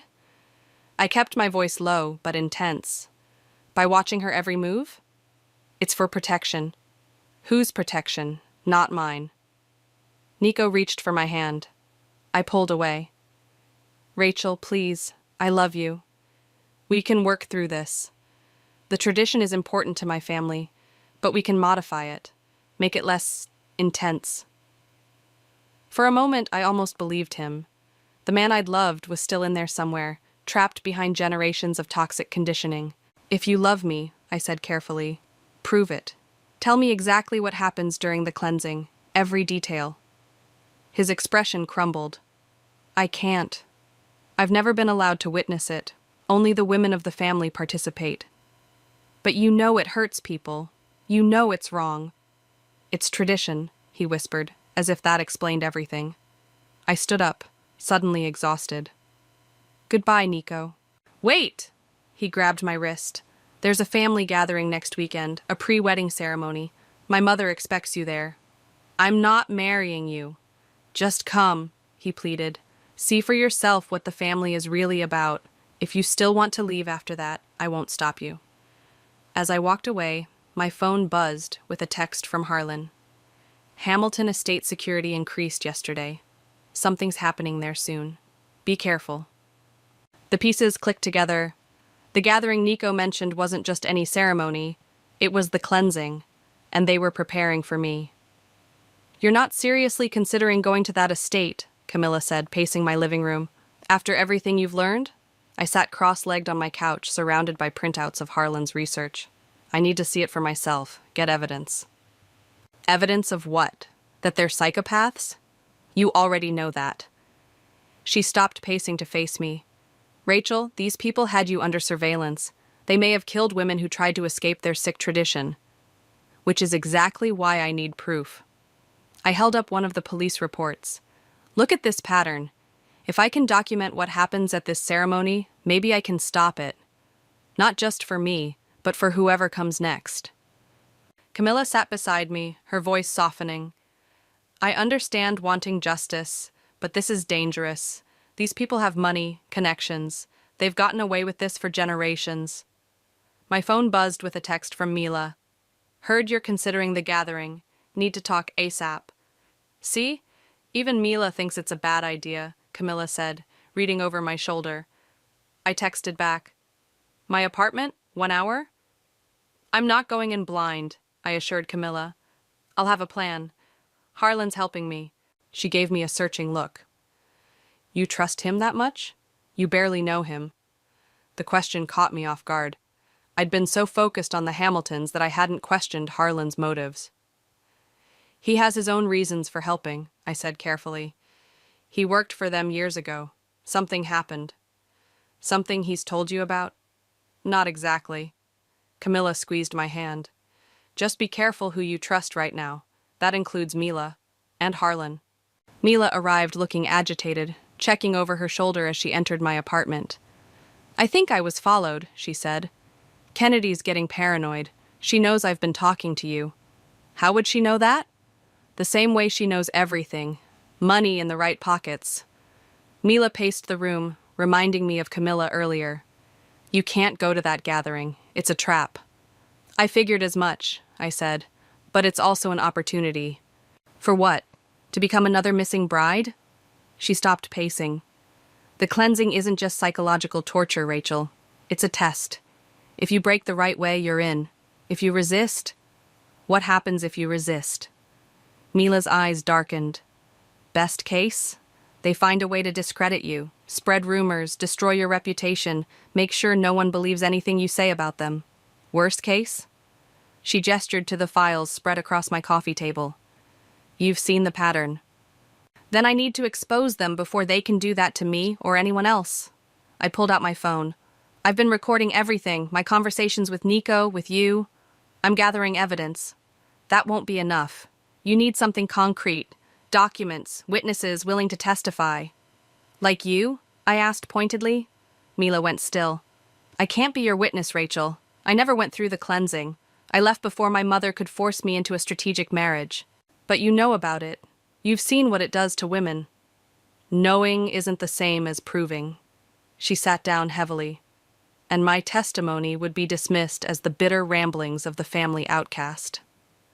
I studied her face, remembering Camilla's warning about trust. Why are you helping me, Mila? Really? Pain flashed across her features. Because I couldn't help Vanessa. The admission hung in the air between us. You knew her, I said softly. Mila nodded, eyes fixed on her hands. We were friends. I warned her about the family, about the cleansing. She tried to leave, but her voice broke. I should have done more. It wasn't your fault. Wasn't it? She looked up, eyes glistening. I knew what they were capable of, but I was too scared to stand against them openly. I just ran away, saved myself. The raw guilt in her voice felt genuine. I reached for her hand. Help me now, I said. Help me stop them. Harlan's office was in a converted warehouse downtown, sparse, functional, with filing cabinets lining the walls and a desk cluttered with documents. He looked up as I entered. You're still planning to go to the gathering, he said. Not a question. Yes, but I need your help setting it up right. I sat across from him. I need to be wired, with you monitoring nearby. He shook his head. Too risky. They'll be checking for devices. Then what do you suggest? Harlan leaned back in his chair. I have a contact who can get you a specialized recording device. Looks like a normal necklace, virtually undetectable. And you'll be nearby? As close as I can get without being spotted. He hesitated. There's something you should know before we go further. The serious tone in his voice made me tense. What? He pulled a file from his desk drawer. I haven't been entirely forthcoming about my history with the Hamiltons. I figured as much. I wasn't just security for them. He slid a photo across the desk, a younger version of himself in a suit, standing beside Kennedy. I was engaged to Kennedy's sister, Elaine. I stared at the photo, then at him. You were going to be part of the family? Until I discovered what happened to the women who married in. What the cleansing really was. His jaw tightened. I tried to get Elaine out. She wouldn't leave. Said I didn't understand the importance of tradition. What happened? They destroyed me. Fabricated evidence that I'd embezzled from the family company. I lost my job, my reputation, nearly went to prison. His eyes hardened. I've spent 20 years building a case against them, but they're careful, protected. I absorbed this revelation, understanding now why he'd agreed to help me so readily. So this isn't just about helping me, I said. It's about your vendetta. Does that change anything? He asked bluntly. I thought about Mila's guilt over Vanessa, about the women in those police reports, about what might happen to future Hamilton brides if no one stopped this cycle. No, I said finally. But I need to know you won't let your personal feelings endanger this operation. We need evidence, not revenge. Harlan nodded slowly. Agreed. As I left his office, my phone rang. Nico. The gathering has been moved up, he said without preamble. It's tomorrow night. Mother insists you attend. My heart raced. That's very sudden.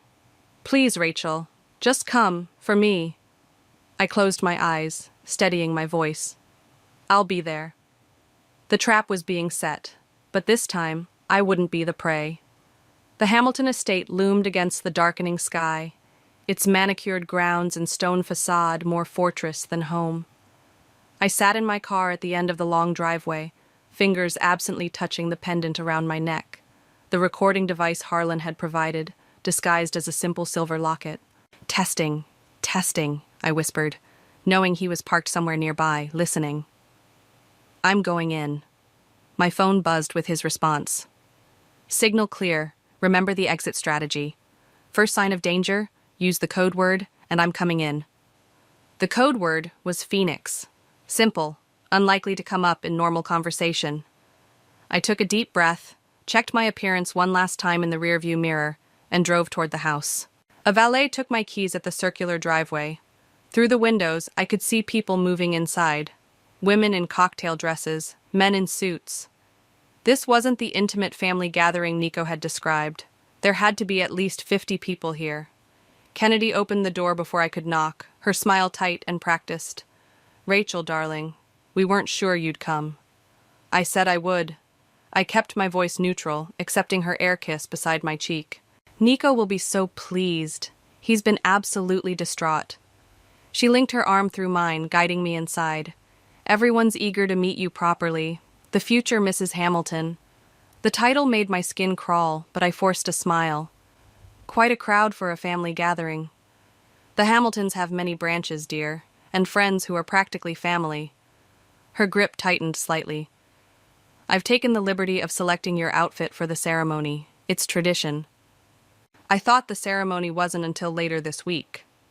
Kennedy's laugh tinkled like ice in a glass. Plans change. We've moved everything up. The cleansing begins tonight.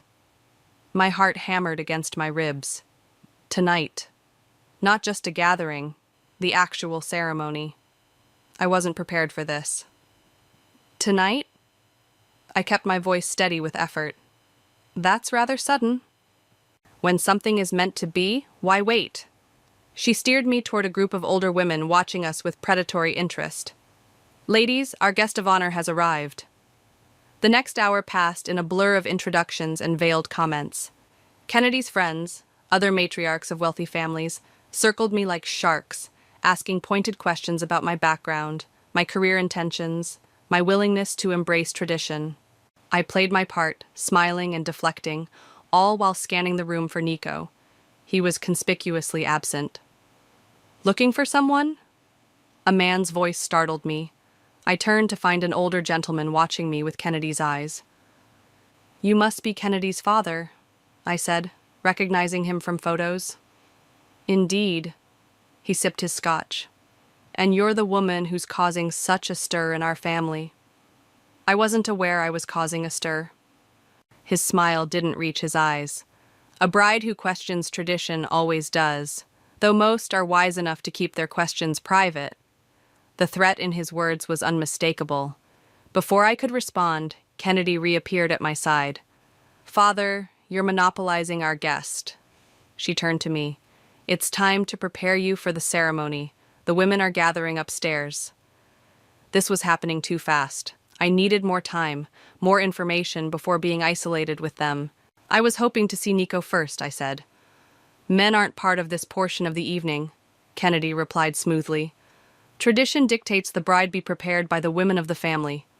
Prepared how exactly? I asked, my voice sharper than intended. Several nearby conversations paused. Kennedy's smile tightened. All will be explained upstairs, dear. Now come along. She took my elbow in a grip that brooked no argument. As she led me toward the grand staircase, I caught sight of a familiar face across the room. Mila, dressed in an elegant black dress that made her nearly unrecognizable. Our eyes met briefly before she looked away, her expression unreadable. What was she doing here? We'd agreed she would stay away, monitor communications with Harlan. Something was wrong. Kennedy noticed my distraction. Ah, I see you've spotted my wayward daughter. Surprising, isn't it? After all these years, she's finally decided to rejoin the family for an important occasion. You invited her? I couldn't keep the disbelief from my voice. Family is family, despite past disagreements. Kennedy's smile turned predatory. Blood always tells in the end. My mind raced. Had Mila betrayed me, or was she here to help?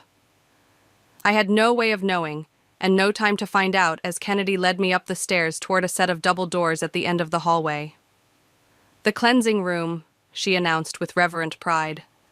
Every Hamilton bride has passed through these doors for 7 generations. She pushed them open to reveal a large, windowless room where a dozen women stood in a semicircle. In the center sat a single chair beneath a harsh spotlight. The walls were lined with mirrors, reflecting the scene in infinite regression. Welcome to your rebirth, Rachel, Kennedy said. Tonight, you shed your old self and become worthy of the Hamilton name. The doors closed behind us with a heavy thud. I glanced around, noting with rising panic that there was no obvious exit except the way we'd come in, now blocked by 2 stern-faced older women. Where's Nico? I demanded, my voice echoing in the silent room. Preparing in his own way, Kennedy replied. Men and women have separate roles in this tradition. Now please change into this. She held out a simple white shift dress. I'm not changing until someone explains exactly what this cleansing involves. The women exchanged glances.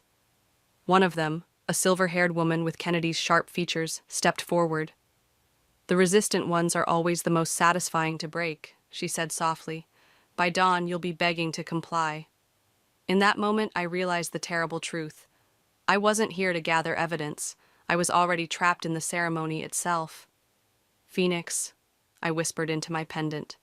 Phoenix. Nothing happened. No Harlan bursting through the door, no rescue. The pendant around my neck suddenly felt like dead weight. Something wrong, dear? Kennedy asked, noticing my whisper. I straightened my spine. I'm not participating in this.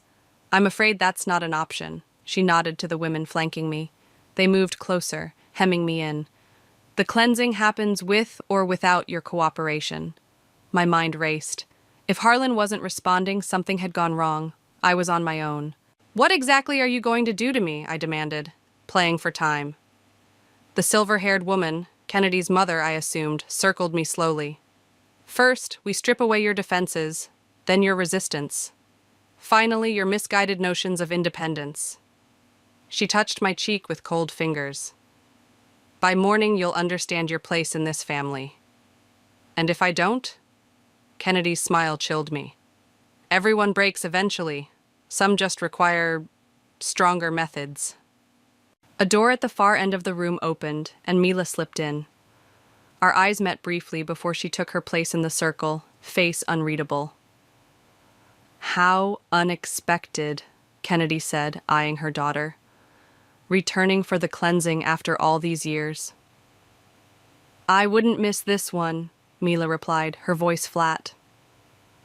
The betrayal stung worse than I'd imagined. I'd trusted her, believed her story about Vanessa, her guilt, her desire to help. Let's begin, Kennedy announced. Rachel, remove your jewelry and change into the dress. I clutched my pendant. No. 2 women stepped forward, reaching for me. I backed away.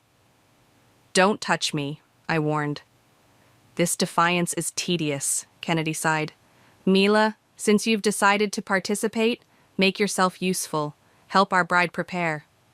Mila approached slowly, eyes downcast. When she reached me, she leaned in as if to take my necklace. Trust me, she whispered, so softly I barely heard it. Play along until I signal. Before I could process her words, the doors burst open. Nico stood there, breathing hard. Mother, stop this, he demanded. Kennedy turned, surprise quickly masked by irritation. Nico, you know men aren't permitted during the cleansing. I don't care about permission. He entered the room, eyes finding mine. Rachel, I'm sorry. I didn't know they were starting tonight. I just found out. You knew what they were planning to do, I said, voice shaking with anger. You've always known. Guilt flashed across his face. I didn't understand before, but I do now. He turned to his mother. This ends tonight. All of it. Kennedy laughed, the sound brittle. Don't be dramatic. Every Hamilton bride undergoes the cleansing. It's tradition. A tradition of psychological torture, I said loudly, of breaking women until they're compliant, of making them disappear if they resist. The room went silent. Several of the younger women exchanged uneasy glances. Careful, Rachel, Kennedy warned. Accusations without proof are slander. I have proof. I touched my pendant.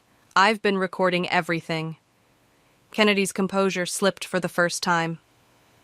Search her, she ordered.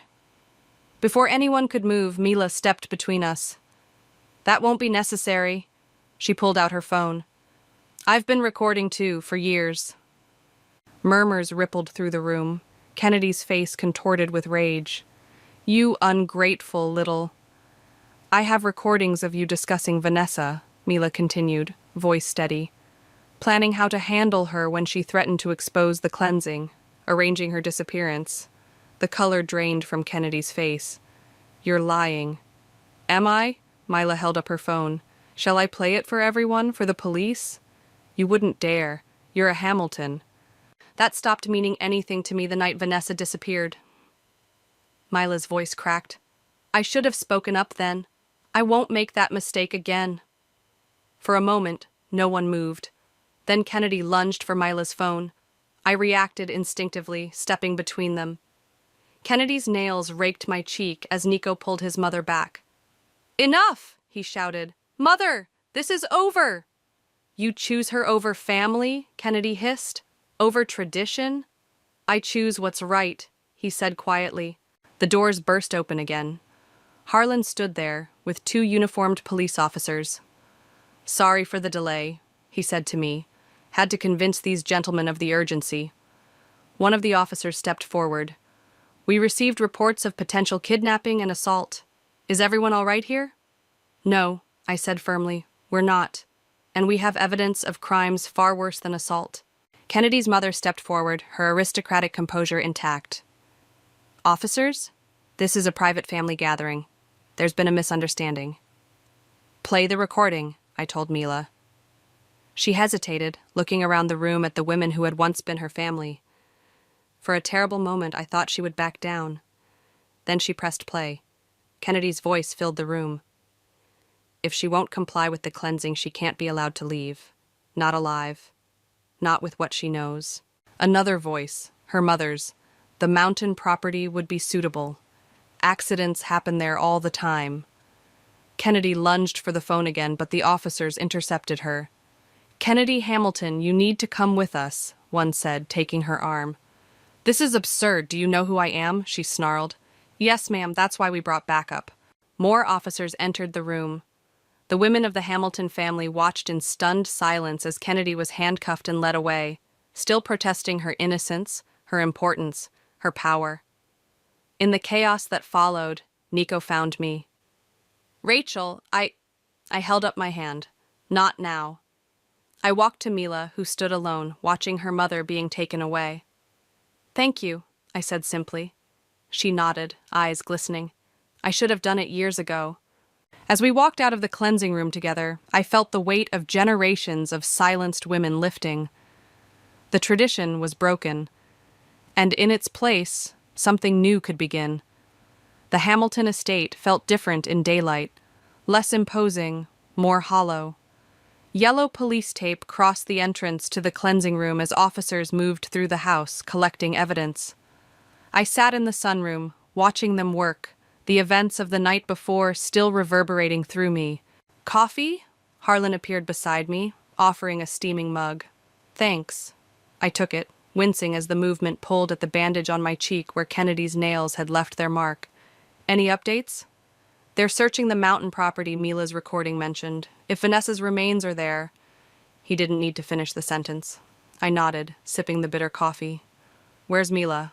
Giving her statement? Again. Harlan sat across from me. She's been thorough. Seems she's been gathering evidence for years, waiting for the right moment. Or the right ally, I murmured. A detective approached us, notebook in hand. Ms. Foster, we have a few more questions about the ceremony. I spent the next hour recounting details. The white dress, the circle of women, the mirrors designed to disorient. The detective's face remained professional, but I caught flickers of horror as the full picture emerged. And you believe this has happened to how many women? He asked. At least one per generation, I said. Possibly more. The successful cleansings resulted in compliant wives. The failures... I trailed off, thinking of Vanessa. We'll need statements from other Hamilton brides, he said, making notes. Good luck with that, Harlan interjected. Fear and shame are powerful silencers. So is justice, I countered, surprising myself with my conviction. Once they see Kennedy facing consequences, others might come forward. The detective nodded and left us. Through the window, I watched Nico sitting alone on a garden bench, head in his hands. Have you spoken to him? Harlan asked, following my gaze. Not yet. I set down my mug. I'm not sure what to say. The truth might be a good start. Nico looked up as I approached, his eyes red-rimmed and exhausted. Hey, I said, sitting beside him. Hey. He stared at the bandage on my cheek. I'm sorry, for all of it. I know. We sat in silence, the weight of everything between us. When did you know? I finally asked. About what really happened during the cleansing? He exhaled slowly. I suspected for years. The way the brides changed afterward, like something inside them had been extinguished. But I told myself it was just nerves, adjustment to family life. He looked at me. Until Mila came to me last week. She came to you? This was news to me. After you two met, she showed me some of her evidence, told me what really happened to Vanessa. His voice cracked. I didn't want to believe it. My own mother. But you did believe it, I said. You came to the ceremony last night. Too late. Bitterness edged his words. I should have stopped it years ago. Should have questioned why my sister really left. Should have protected you from the beginning. I studied his face, the face I'd loved, trusted, planned a future with. I still saw the good man I'd fallen for. But now I also saw his weakness, his complicity through silence. What happens now? He asked quietly. Kennedy will face charges, serious ones, if they find Vanessa's remains. I meant with us. I'd been asking myself the same question all night. I don't know, Nico. Too much has happened. He nodded, accepting this. Whatever you decide, I'll respect it, and I'll testify against my mother, about everything I knew or should have known. It wasn't enough to rebuild what we'd lost, but it was something. I found Mila in the library, staring at a family portrait on the wall. Quite the family, I said, joining her. Former family. She turned to me. The detective says they've found something at the mountain property. They're not confirming it's Vanessa yet, but... Her voice trembled. I took her hand. You did it. You got justice for her. We did. She squeezed my hand. I couldn't have done it alone. I tried for years, but I was too afraid to make the final move. Why me? I asked. Why risk reaching out? She smiled sadly. Because you reminded me of myself before I ran away. Strong, but vulnerable to their manipulation. When I saw your engagement announcement, I knew I had to try. A thought struck me. The newspaper clipping under my door, that was you? She nodded. I needed you to start asking questions. I'm sorry for the secrecy, but I had to be careful. Kennedy still had people watching me. And last night, I thought you'd betrayed me when you showed up. I needed to be inside, to make sure the recording captured everything. She looked down. I was terrified it wouldn't work. But it did, I said firmly. It's over. The media descended within hours. reporters clamoring for statements about the prominent Hamilton family's dark secret. I declined all interviews, despite Harlan's suggestion that publicity would help the case. This isn't about exposure, I told him as we watched the news vans from the kitchen window. It's about ending the cycle. And what about you? He asked. What's next for Rachel Foster? I hadn't thought beyond surviving the night, beyond exposing the truth. Now, possibilities stretched before me, a life unbound by the Hamilton legacy, undefined by their traditions. I don't know yet, I admitted, but for the first time, it feels like my choice.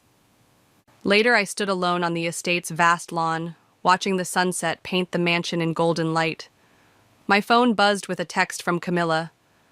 Coming to get you. You're staying with me tonight. No arguments. I smiled, feeling a warmth that had nothing to do with the fading sun.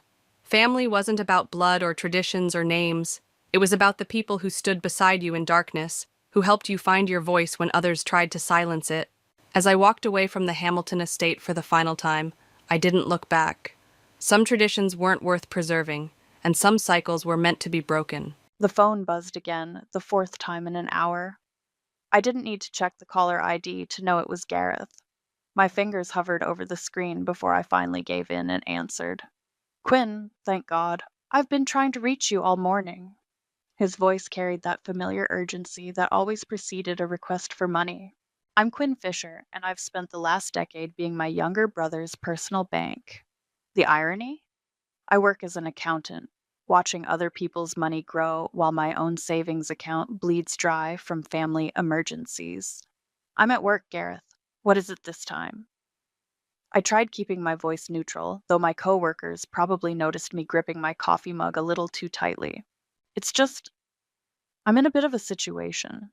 The bank's threatening to repossess the car, and Tatum doesn't know. I need $8,000 by Friday. The mug nearly slipped from my hand. $8,000? Are you kidding me? What happened to the money I lent you last month for the mortgage? Look, things got complicated. Some investments didn't pan out. Investments? I cut him off, my voice rising. You mean gambling? They weren't games of chance, Quinn. I had insider information. Which makes it worse. I massaged my temples, aware of my colleagues, pretending not to listen. Gareth, I can't keep doing this. I'm not made of money. You're single with no kids. Where else does your money go? The entitlement in his voice made my blood boil. Besides, it's what family does. Mom and Dad would have wanted us to look out for each other. The parent card. He always played it when backed into a corner. Don't bring them into this, I warned, standing up and walking to the break room for privacy. They wouldn't have wanted you gambling away your daughter's college fund. So you're not going to help? His tone shifted from pleading to accusatory. Real nice, Quinn. Real nice. You know what? This is why you're alone. You're nothing but a selfish spinster who cares more about her bank balance than her own family. The words hit like a physical blow. Before I could respond, he hung up. My phone buzzed again, this time with a text from Nicole. Lunch? You look like you could use a break. I glanced through the break room window to see my best friend waving from her desk across the office. Working at the same firm had its perks. 20 minutes later, we sat at our usual corner table at Mario's, where Nicole waited patiently for me to spill. $8,000, I finally said, stabbing at my salad. That's what he needs this time. Please tell me you're not considering it. Nicole leaned forward, her fork frozen midway to her mouth. I don't know what to do anymore. He's my brother, Nicole. If I don't help him, Tatum and the kids could end up homeless. And if you do help him, you'll be enabling him. Again. She set down her fork. How much have you given him over the years? I did the mental calculation and felt sick. Close to $90,000. Jesus Christ, Quinn. That's a down payment on a house. I know. I pushed my plate away, appetite gone. But every time I try to say no, he brings up our parents or guilt trips me about being single and childless, like that somehow makes my money less valuable. He called you a selfish spinster, didn't he? Nicole's eyes narrowed at my expression. That little shit. You know what? Let him lose the car. Let him face consequences for once in his life. My phone buzzed again, another text from Gareth. I'm sorry about what I said, but I really need your help. Please don't let me down. The worst part? I showed Nicole the text. He's not sorry about what he said. He's sorry he might not get the money. Then don't give it to him. Nicole reached across the table and squeezed my hand. You're not responsible for his bad decisions. But what about Tatum? The kids? Maybe it's time they knew the truth about their family's finances. Nicole checked her watch. We should head back. But Quinn, promise me you'll at least think about saying no this time. I nodded, but my mind was already racing through possibilities. The lakeside property our parents left us came to mind. Gareth's share was still in my name because he'd been too irresponsible to manage it. Maybe it was time to make some changes. As we walked back to the office, another text came through. I need an answer by tonight. Don't let your family down again. Something inside me snapped. For the first time in years, I felt a strange sense of clarity. Maybe it was time to show my dear brother exactly what letting family down looked like. That evening, I found myself digging through the filing cabinet in my home office, pulling out folders of receipts and bank statements. Each piece of paper told the same story: my brother's endless financial drain on my life. The doorbell rang, making me jump. I opened it to find Carmen, our old family friend and neighbor, holding a casserole dish.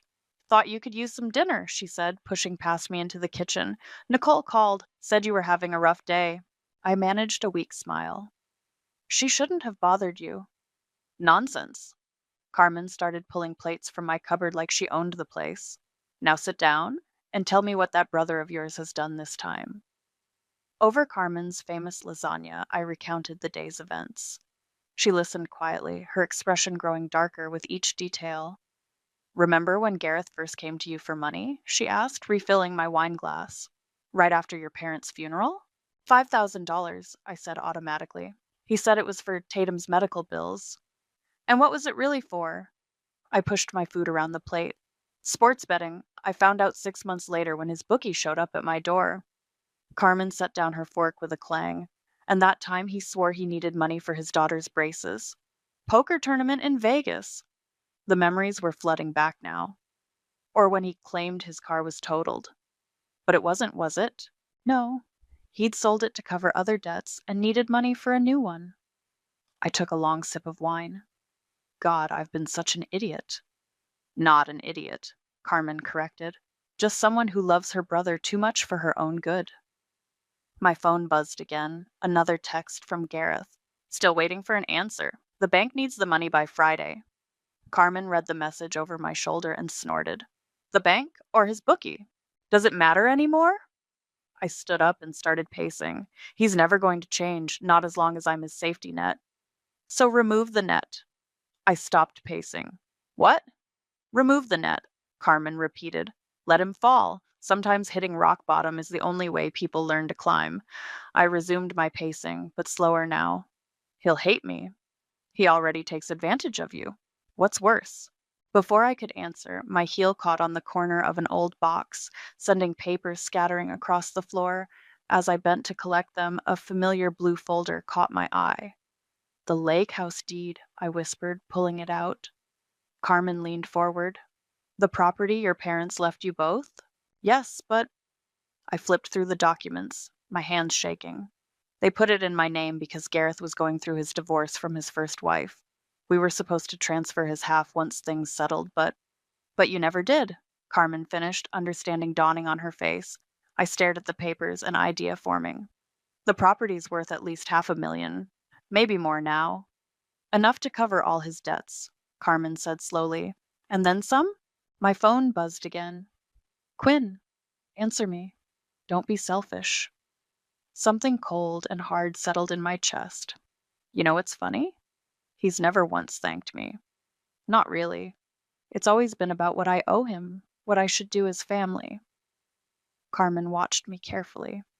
And what do you think you should do? I picked up my phone and opened my contacts, scrolling until I found Dante, the real estate agent who'd helped me buy my condo. Quinn?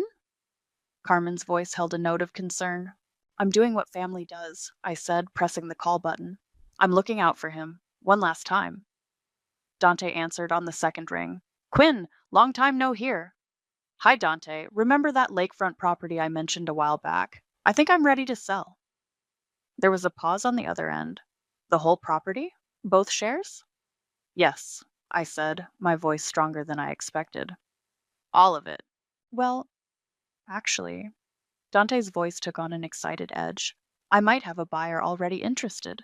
Developer's been eyeing that area for months. I caught Carmen's eye, saw her slight nod of approval. Perfect, I said. How quickly can we make this happen? If you're serious, we could have papers drawn up by Friday. Friday? The same day Gareth needed the money. The universe had a sense of humor after all. Let's do it, I said, ignoring the way my hands trembled. Send me the paperwork tomorrow. After hanging up, I finally replied to Gareth's text. Don't worry, I'll have your money by Friday. Carmen stood up, gathering her dishes. You know there's no going back from this, right? I looked at the deed in my hands, thinking of all the summers we'd spent at that lake house as kids, before Gareth learned to manipulate, before I learned to enable.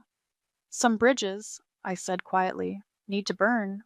The next morning, I met Nicole and her brother Adam at our usual coffee spot before work. I needed level heads to talk me through what I was about to do. You're actually going to sell it? Nicole leaned forward, her cappuccino forgotten. The whole property? Already in motion. I pulled out the preliminary paperwork Dante had emailed. The developer is offering $600,000. Adam whistled low. That's a lot of burning bridges. More like nuclear warfare, Nicole added, scanning the documents. Gareth's going to lose his mind when he finds out. He lost his mind years ago, I said, taking back the papers, along with about 90,000 of my dollars. A text buzzed through. Gareth again. Got the bank breathing down my neck. You said you'd have the money by Friday? I showed them the message. Adam's expression darkened. Does he ever ask how you are? Or is it always about money? Take a wild guess. I typed back a quick working on it before putting my phone away. Have you thought about Tatum? Nicole asked carefully. She has no idea about any of this, does she? The guilt I'd been suppressing bubbled up. No, Gareth's kept her in the dark about everything, the gambling, the debts, the money he's borrowed from me. Then maybe this is the wake-up call they both need, Adam said firmly. Sometimes the kindest thing you can do for someone is let them face reality. My phone rang. Dante this time. I stepped outside to take the call. Quinn, great news. His voice crackled with excitement. The developer wants to move fast. They're offering cash and they'll cover all closing costs. We could close by Thursday. My heart skipped. Thursday? That's tomorrow. Too soon? We can push it back. No, I said quickly. Thursday's perfect. Send me whatever you need signed. Back inside, Nicole and Adam were deep in conversation, but fell silent when I returned. What? I asked, noting their expressions. Adam had an idea, Nicole said slowly, about what to do with the money after paying off Gareth's debts. Adam cleared his throat. You should invest the rest. For your future. No more sacrificing everything for someone who gives nothing back. He's family, I said automatically, then caught myself. God listened to me. Still making excuses. Old habits. Nicole said gently. But maybe it's time for new ones. My phone buzzed again, this time a text from Tatum. Quinn, is everything okay? Gareth's been acting strange, says you're helping with some financial stuff. I showed the others. What do I even say to that? Nothing yet, Adam advised. Let things play out. She needs to hear the truth from her husband, not her sister-in-law. Speaking of truth, Nicole added, you should probably warn Carmen. She's still their neighbor at the lake house, right?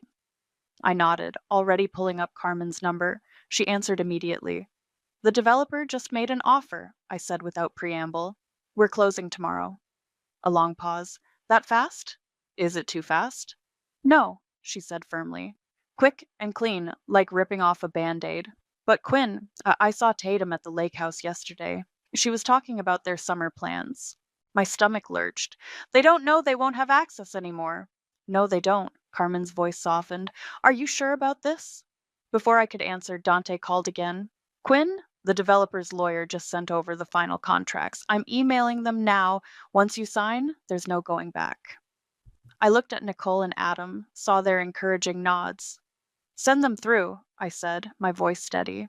I'll sign them right away. After hanging up, I checked my email.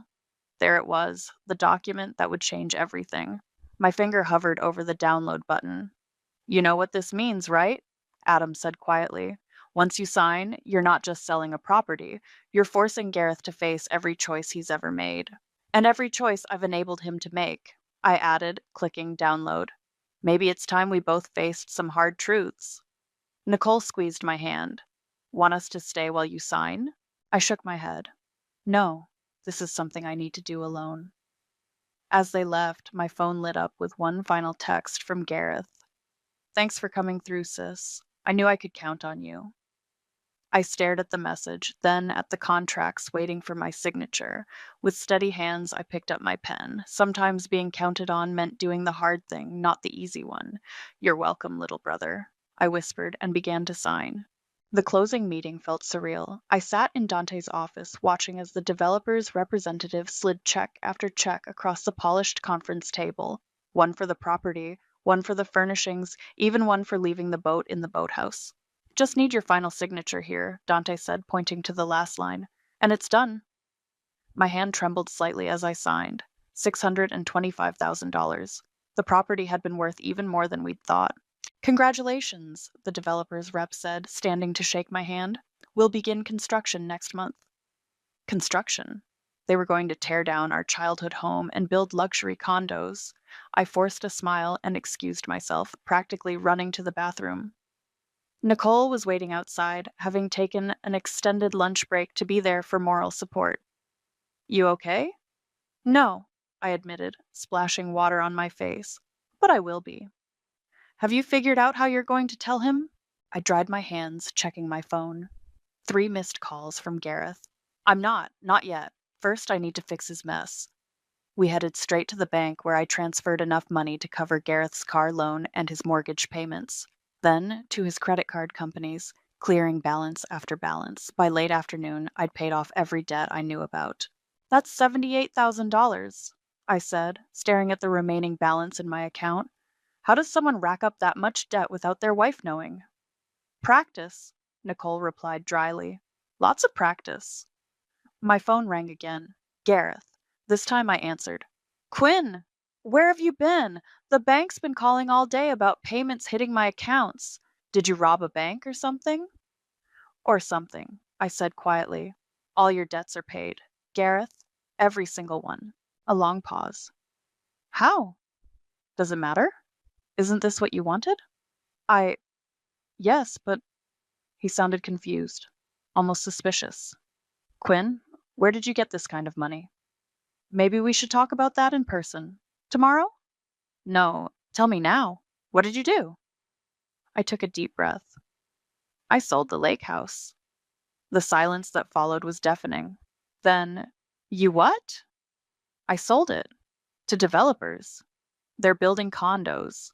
You can't, that's not, half of that property is mine. His voice rose with each word. Actually, no. The deed was in my name. Remember? We never transferred your half after your divorce? Because you said we didn't need to. He was shouting now. You said it didn't matter because we're family. And families are supposed to look out for each other, I said, my voice hardening. Not bleed each other dry. I'm calling my lawyer. Go ahead. The sale's already final. The property's being demolished next month. A crash on his end, something being thrown. You vindictive bitch. Does Tatum know? The kids? We were supposed to spend the summer there. Maybe you should have thought about that before gambling away their college fund. Another crash. I'm coming over. No, you're not. I surprised myself with how calm I sounded. We'll talk tomorrow when you've had time to process this. Process this? Process this? You just sold our family home. And you just lost it, I said quietly. Funny how consequences work, isn't it? I hung up before he could respond. My hands were shaking, but not from fear. For the first time in years, I felt free. Nicole touched my arm. You okay? No. I laughed, a slightly hysterical sound. But I think I will be. My phone started buzzing with texts. From Tatum. What's going on? Gareth's freaking out about the lake house. From Carmen. He just peeled out of his driveway like a madman. Want me to come over? From Adam. Nicole told me. Stay at our place tonight if you need to. Come on, Nicole said, taking my arm. Let's get you home. Adam's ordering pizza and we're having a sleepover. I should face him.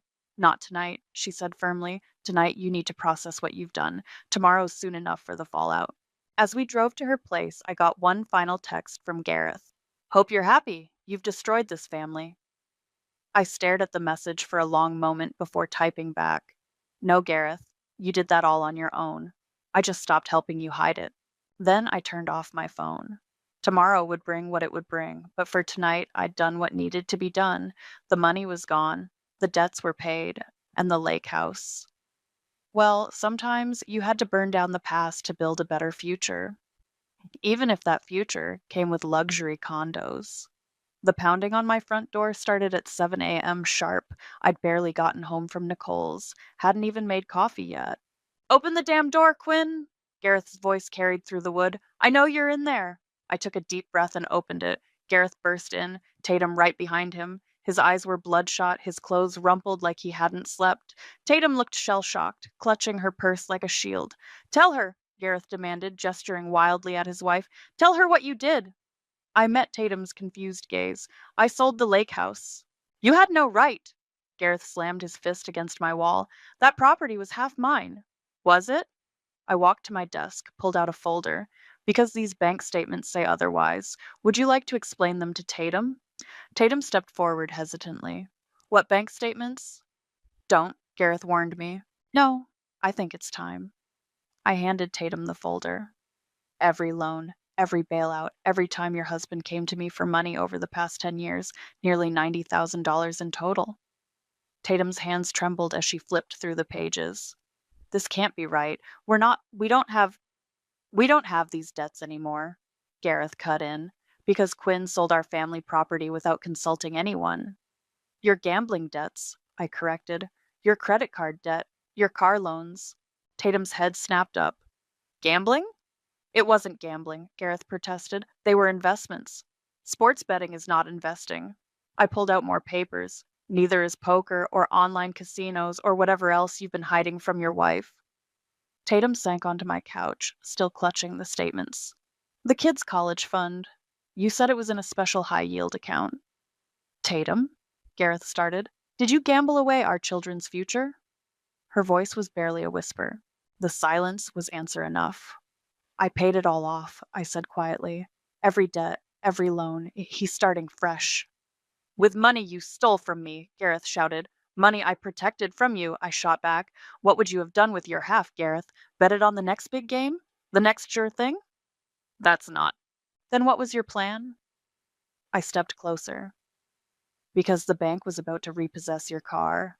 Your mortgage was 3 months behind. Your credit cards were maxed out. What exactly was your plan?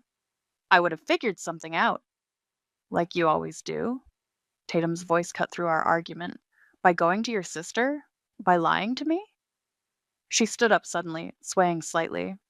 Gareth reached for her, but she jerked away. Don't touch me. She pressed her hand to her forehead. I think I'm going to be...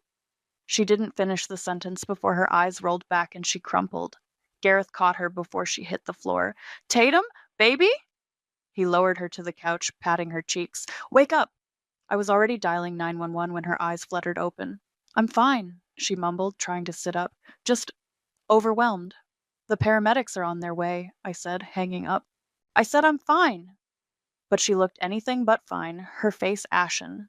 You're getting checked out, Gareth insisted, his anger temporarily forgotten in concern for his wife. We sat in tense silence until the paramedics arrived. As they checked Tatum's vitals, my phone buzzed with a text from Carmen. Saw the ambulance. Everyone okay? Tatum fainted. I typed back. Being checked now. Low blood pressure, one paramedic announced. Probably stress-induced, but we should take her in for observation, just to be safe. As they helped Tatum onto the stretcher, she grabbed my hand. The lake house? It's really gone? I nodded. I'm sorry. I know you loved it there. Not as much as I loved believing my husband was honest with me. She let go, allowing the paramedics to wheel her out. Gareth followed, then turned at the door. This isn't over. Yes, it is. I met his gaze steadily. The money's gone. The property's sold. And your wife finally knows the truth. It's over, Gareth. You just don't know how to stop. You've ruined everything. No, I said softly. I just stopped letting you ruin me. He slammed the door so hard my windows rattled.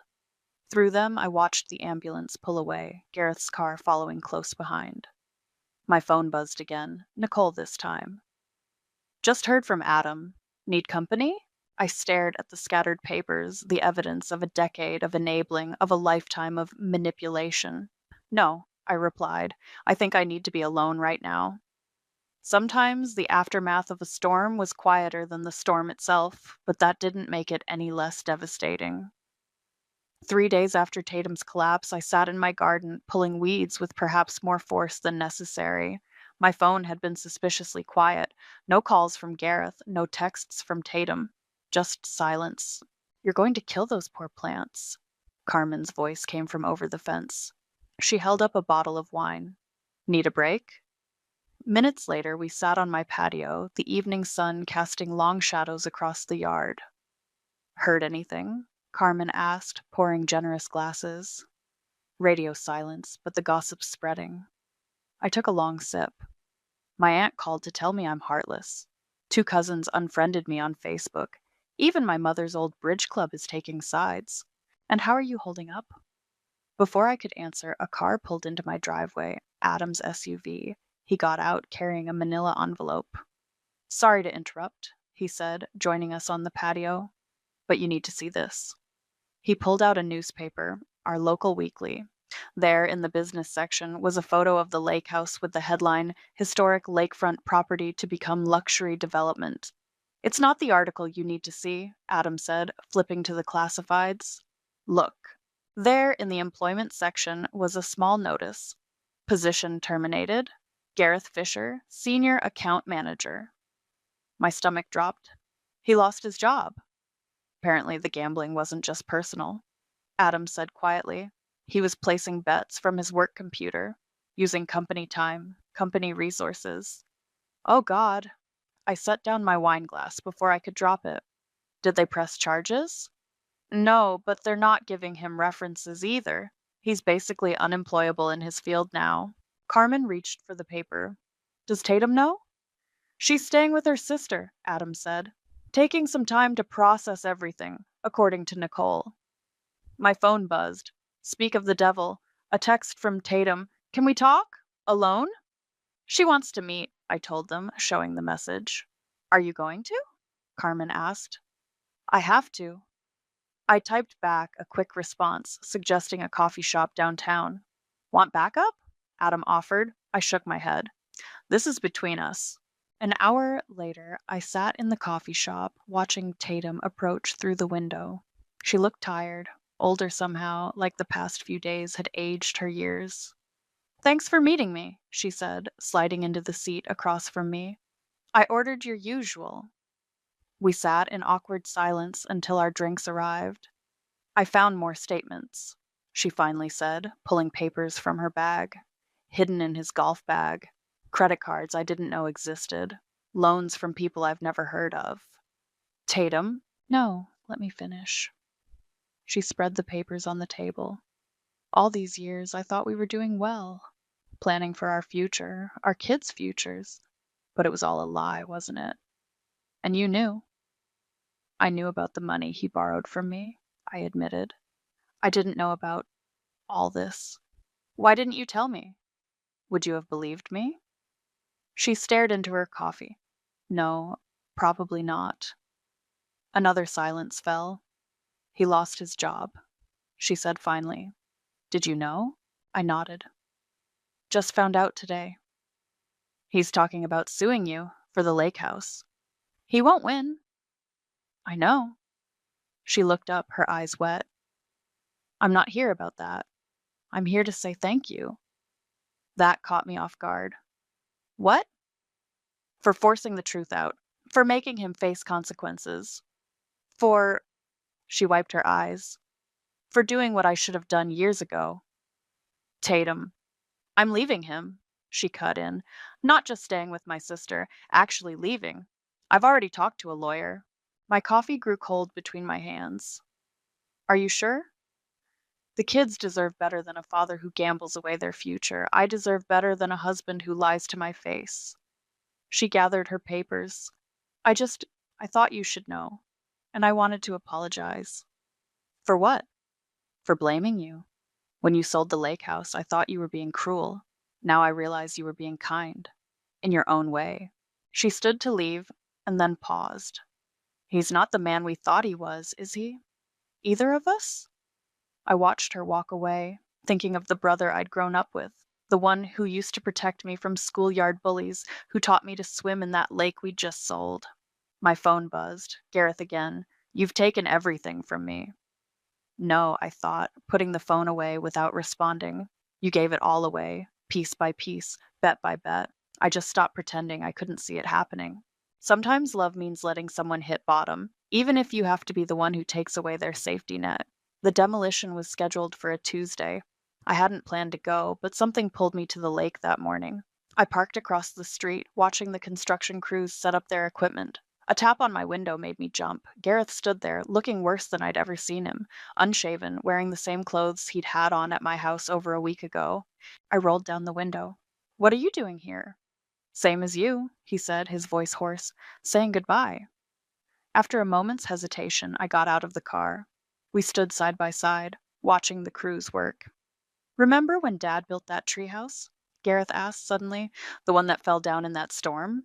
You broke your arm trying to save your comic books from it, and you stayed with me in the hospital all night. He kicked at a stone. When did we stop being those people, Quinn? Around the time you started seeing me as an ATM instead of a sister. He flinched. I never. Don't. I turned to face him. Don't lie. Not here. Not now. The first crunch of machinery against wood made us both jump. The demolition had begun. Tatum's leaving me, he said quietly. I know. The kids, his voice cracked. She's filing for full custody. Says I'm unfit. Are you? He didn't answer immediately, watching as the excavator took another bite out of our childhood home. I need help, he finally whispered. Real help, not money. There's a gambling addiction program at the community center, I said. Free counseling, support groups. You've researched this? Of course I have. You're still my brother. A crash drew our attention back to the house. The entire east wall was gone now, exposing the kitchen where Mom used to make Sunday pancakes. I found a job, Gareth said. Nothing fancy. Stocking shelves at the hardware store. It's humbling. Good. That's it? Just good? What do you want me to say, Gareth? That I'm sorry? That I'll fix everything? No. He ran a hand through his unwashed hair. I want you to tell me how to start over when you've burned every bridge you ever had. You build new ones, I said simply. Better ones, stronger ones. The excavator moved to the west wing, our old bedrooms. Memories floated out with the dust. Midnight conversations through the wall, secret candy stashes, shared nightmares and dreams. I've been horrible to you, Gareth said suddenly. All these years, taking and taking. And then I called you. Those names. Said those things. Yes, you did. I don't deserve your forgiveness. No, you don't. He looked at me sharply. But that's not how forgiveness works, I continued. It's not about deserving it. It's about earning it, every day, with every choice you make from now on. A loud crack echoed across the lake as the main support beam gave way. The remaining walls collapsed in a cloud of dust and splinters. I don't know how to be better, Gareth admitted. Yes, you do. You're just scared to try. And if I fail, then you fail, but you do it honestly, without dragging everyone else down with you. The dust began to settle, revealing nothing but rubble where our house had stood. Gareth wiped his eyes roughly. Will you? He cleared his throat. Will you come with me? To the community center? I studied him carefully. To sign up for the program? Yeah. Today, if possible, before I lose my nerve. The construction crew was already clearing debris, preparing the land for its new future. Sometimes, I realized, you had to completely demolish something before you could rebuild it. Okay, I said, but I'm not paying for anything. Not anymore. I know. He managed a weak smile. I brought cash for the registration fee. Earned it honestly, too. As we walked to our cars, he paused. Quinn? I really am sorry. For everything. I know. I looked back at the empty lot. But sorry isn't enough anymore. Show me you mean it. Show Tatum. Show your kids. One day at a time? One choice at a time. He nodded, understanding finally showing in his eyes. As we drove away from the lake, I watched in my rearview mirror as the last pieces of our past were loaded into dumpsters. My phone buzzed, a text from Nicole. Everything okay? No, I typed back. But maybe, someday, it will be. Sometimes the hardest part of helping someone isn't the help itself. It's knowing when to stop helping so they can finally help themselves. The autumn breeze carried the scent of coffee and fresh pastries as I sat at the outdoor cafe, watching people hurry past. Nicole slid into the chair across from me, dropping a thick envelope on the table. The final paperwork from the developer, she said. All done. The condos are officially not your problem anymore. I picked up the envelope but didn't open it. Have you driven by recently? Yesterday. The foundation's already going in. She studied my face. Having regrets? No. I gestured vaguely. Memories. Speaking of memories, Nicole nodded toward the street. Incoming. Gareth approached our table, looking markedly different from the last time I'd seen him. Clean-shaven, pressed shirt, clear eyes. He carried a small gift bag. Mind if I join you? I gestured to the empty chair. He sat, placing the bag in front of me. What's this? Open it. Inside was a small wooden box. I recognized the craftsmanship immediately. He'd made it in the hardware store's woodworking workshop. Open the box, he prompted. Inside was a check, not a large one, but significant. It's my first repayment, he said quietly. From my hardware store salary and the weekend moving jobs I've been taking, it's not much. Gareth, you don't have to. Yes, I do. His voice was firm. 6 months of sobriety chips don't mean anything if I don't make amends. Real ones. Nicole excused herself, giving us privacy. How's the program going? I asked, though I already knew. Carmen kept me updated through her weekly volunteer work at the community center. Hard, good, both. He stirred his coffee. Tatum brought the kids to my meeting last week, first time since everything. That's good. Yeah, we're talking about supervised visits. Maybe dinner once a week. He looked up. I'm not asking her to come back. I need to prove I can be reliable first, to them and to myself. A notification pinged on my phone. A news alert about the lake property development, Gareth noticed. Carmen sent me pictures of the construction. He said, it's strange seeing it change. Everything changes. Not everything. He pulled something from his pocket, a small worn photo. Us as kids, sitting on the lake house dock. Some things just get buried under years of bad choices. Gareth, let me finish. Please. He set the photo down. I've been talking about you in my meetings, about how you enabled me by always being there with money, but also how you saved me by finally saying no. How selling the lake house was the best thing anyone's ever done for me, even though I hated you for it at the time. And now? Now I understand that rock bottom has a purpose. It shows you what's real, what matters. He pushed the photo toward me. I found this while packing up my old office. Thought you might want it. I picked up the photo, remembering that day. Mom had just taught me to fish. Dad had promised Gareth he could drive the boat next summer. Keep it, I said, sliding it back. Put it somewhere you can see it every day. Remember who we were, who we can be again. You think we can? I think we're already starting to. My phone buzzed, a text from Carmen. Gareth's 6-month sobriety celebration tonight. You coming? I showed him the message. You don't have to, he said quickly. I know things are still. What time? He blinked. 7, at the center. I'll be there. He stood, emotion flickering across his face. Quinn, I know. I managed a small smile. Me too. After he left, Nicole returned. You okay? Getting there. I picked up the wooden box, running my fingers over its careful craftsmanship. He made this himself. Small steps. Better than no steps. My phone buzzed again, Tatum this time. Taking the kids to Gareth's celebration tonight. Want to sit together? I looked at the lake house demolition notice still lying on the table. The past was gone, bulldozed into memory. But maybe that's what we all needed, clear ground to build something new. Want company tonight? Nicole asked. Actually, I said, typing a response to Tatum, I think I need to do this one with family. Because that's the thing about family, real family.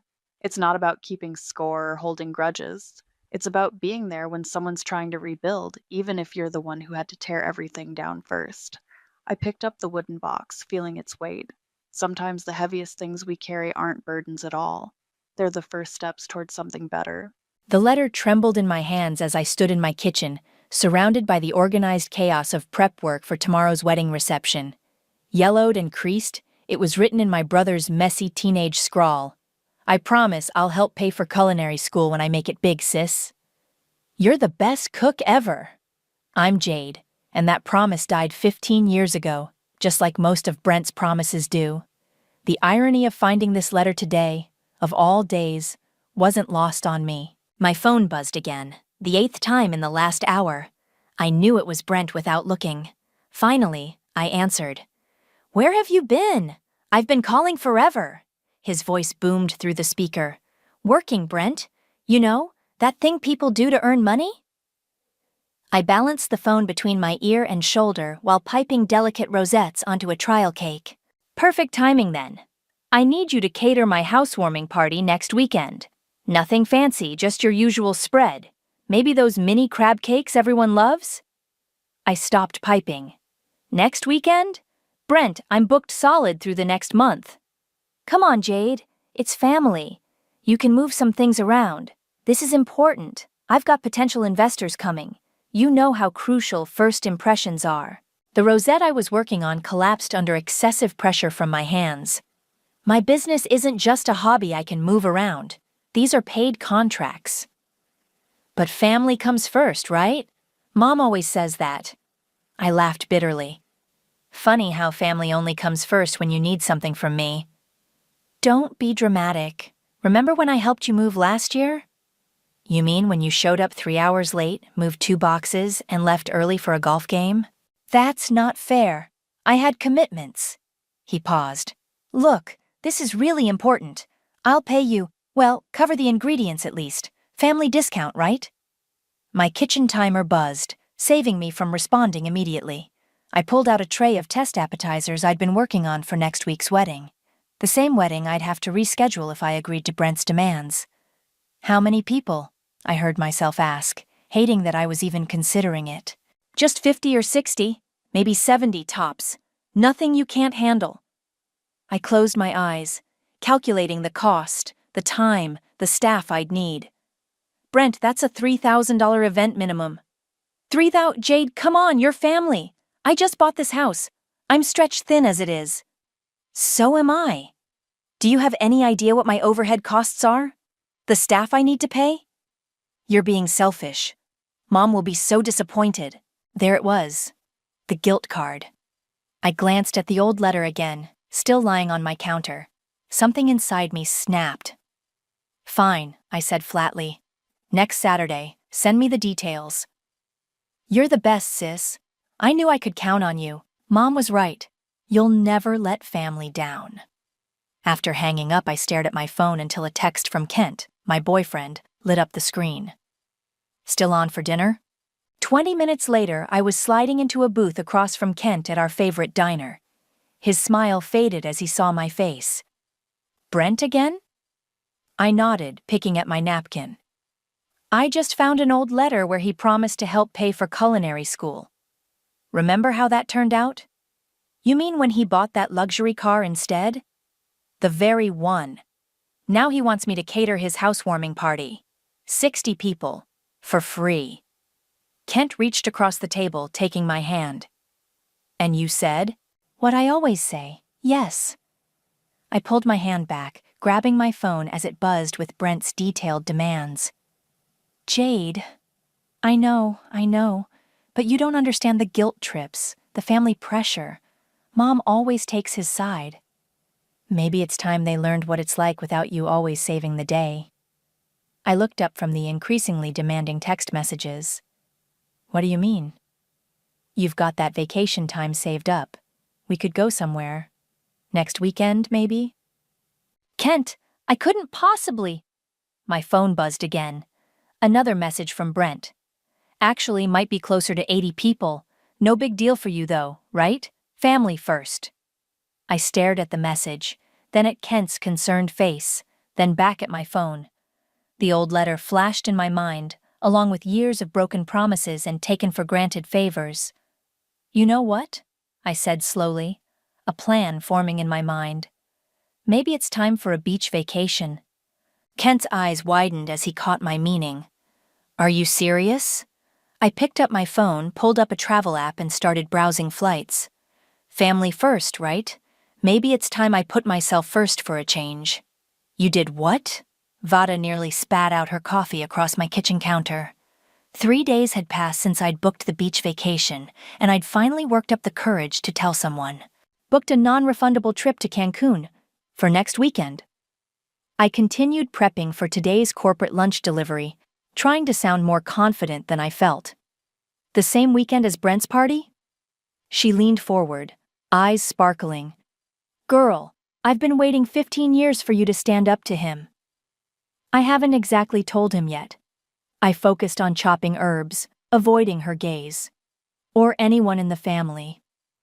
Oh, this is delicious. Better than these amazing appetizers you're making. She popped another sample into her mouth. So, what's the plan? Before I could answer, my phone rang. Mom's face lit up the screen. Speaking of family, I showed Vada the phone. She made a go-on gesture. Hi, Mom. Jade, honey, I need you to add 10 more people to Brent's party list. Some important clients of his. I put down my knife. Did Brent ask you to call me? Well, yes, but why couldn't he call himself? He said you weren't answering his texts. Don't be difficult, Jade. This is a big opportunity for him. I caught Vada rolling her eyes dramatically. Mom, every opportunity is big for Brent. Remember my restaurant opening last year? The one he skipped for a pickup basketball game? That was different. He had commitments. And I don't? My business isn't just a hobby, Mom. Nobody's saying it is, but family comes first, I finished. Yeah, I know. After hanging up, I gripped the counter until my knuckles turned white. Vada slid over and wrapped an arm around my shoulders. You know what the worst part is? I said. Last month, Brent convinced Dad to invest in some sketchy crypto scheme instead of my catering expansion plan. Didn't even let me make my pitch. Time to rip off the Band-Aid, Vada said. Show them what life's like without their reliable Jade. My phone buzzed with a text from Sophia, my niece. Mom says they're being difficult about Uncle Brent's party, but I get it. He can be a real dick sometimes. I smiled, showing Vada the message. At least someone in the family sees it. Speaking of seeing things, Vada pulled up a real estate website on her phone. Look what I found, your brother's new house listing. I stared at the screen. 1.2 million? He said he was stretched thin. Oh, but family discount, right? Vada mimicked Brent's voice perfectly. Just then, Kent walked in with travel documents in hand. Got our resort confirmation. His smile faded seeing my expression. Having second thoughts? No, I said firmly, surprising myself. Actually, I'm getting more convinced by the minute. Good, he said, laying out the papers. Because I also booked us sunset sailing and a couple's massage. Vada clapped her hands. Now that's what I call family first. My phone buzzed again. Brent. I hit ignore. You'll have to tell them eventually, Kent said gently. I will, just not yet. I returned to my prep work. Let him sweat a little. Jade Parker, you've got an evil streak. Vada grinned. I love it. The rest of the week passed in a blur of ignored calls and vague responses to family messages. I focused on wrapping up my other catering commitments and preparing my staff for my absence. Friday evening, the night before the party, my dad called. Princess, your mother's worried. Brent says he can't reach you about tomorrow's menu. Dad. I took a deep breath. Remember when I was 12 and Brent promised to come to my dance recital? That was a long time ago. He went to a movie instead, and you all said it was fine because the movie was important to his social life. I paused. When did my thing stop being important? Silence on the line. I have to go, Dad. My flight's early tomorrow. Flight? What flight? Give Mom and Brent my love. I hung up, hands shaking. Kent found me sitting on our packed suitcase, staring at my phone. Having a crisis? He asked. No, I said, standing up. For the first time in forever, I'm having clarity. My phone lit up with a final text from Sophia. Whatever you are planning, I'm here for it. Give 'em hell, Aunt Jade. I turned to Kent. You know what? I think it's time to put my phone on airplane mode. For the whole week. That's my girl, he said, pulling me close. Ready to put yourself first? I looked around at our packed bags, the travel documents, and finally at my silent phone. More than ready. Let's see how family first works without the family doormat. The next morning, as our plane took off, I imagined Brent waking up to his perfect party day. He had no idea what was coming, and for once, I didn't feel guilty at all. The morning sun streamed through the airplane window as we reached cruising altitude. Kent squeezed my hand as I stared at my phone one last time before switching it off. Last chance to back out, he said softly. I showed him my screen. 37 missed calls and counting. No turning back now. The flight attendant stopped at our row. Mimosa. God, yes, I said, accepting the glass. Make it a double. As I sipped my drink, my mind wandered to what must be happening back home. It was 8 a.m. Brent would be waking up to his perfect party day, probably expecting his reliable sister to have everything under control. My phone buzzed one final time before I turned it off. A voicemail from Mom. Jade, honey, where are you? Brent says he can't reach you about the setup time. Call me back immediately. Kent took my phone gently from my hands and slipped it into airplane mode. Time to relax. 3 hours later, we stepped into the warm Mexican air. Palm trees swayed in the breeze, and the ocean sparkled in the distance. As we waited for our luggage, I spotted a familiar face in the crowd. Vada? I gasped. What are you doing here? She emerged from behind a column, grinning. You think I'd miss this? Kent arranged it all. I turned to Kent, who shrugged innocently. You needed backup. Plus, Vada added, someone needs to document the nuclear fallout back home. I've got Sophia on reconnaissance duty. My stomach tightened. What's happening? Vada pulled out her phone, showing me a text from Sophia. OMG Aunt Jade. Uncle Brent just realized there's no food coming. He's turning purple. It's barely noon, I said. The party's not for hours. Oh, honey. Vada scrolled through more messages. He's been calling catering services all morning. Apparently someone warned them all about taking last-minute bookings today. I raised an eyebrow at Kent, who suddenly became very interested in the luggage carousel. You didn't... I might have made a few calls, he admitted. Mentioned to some industry friends that accepting a rushed booking today could damage their relationship with your catering company. Kent! What? You're one of the biggest names in the business. People listen when your company makes requests.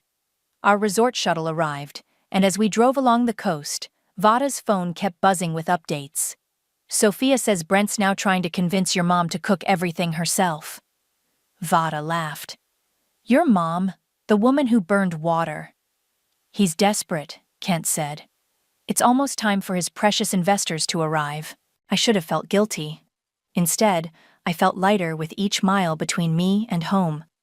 The resort appeared ahead, a paradise of white beaches and swaying palms. As we checked in, Vada's phone chimed again. Oh, this is good, she said. Your mom finally tried calling your business line. And? Your voicemail message played. You've reached Jade's Catering. We are currently on a scheduled vacation. For emergencies, please contact our partner services.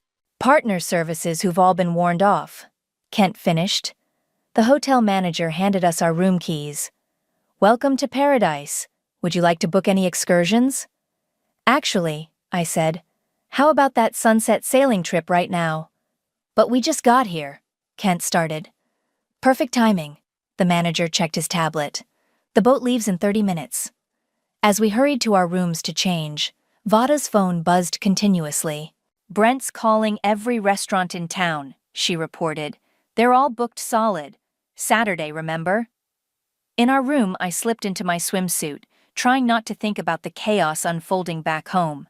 Kent wrapped his arms around me from behind. Having regrets? I turned to face him. You know what? No.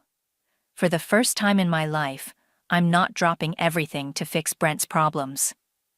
Good. He kissed my forehead.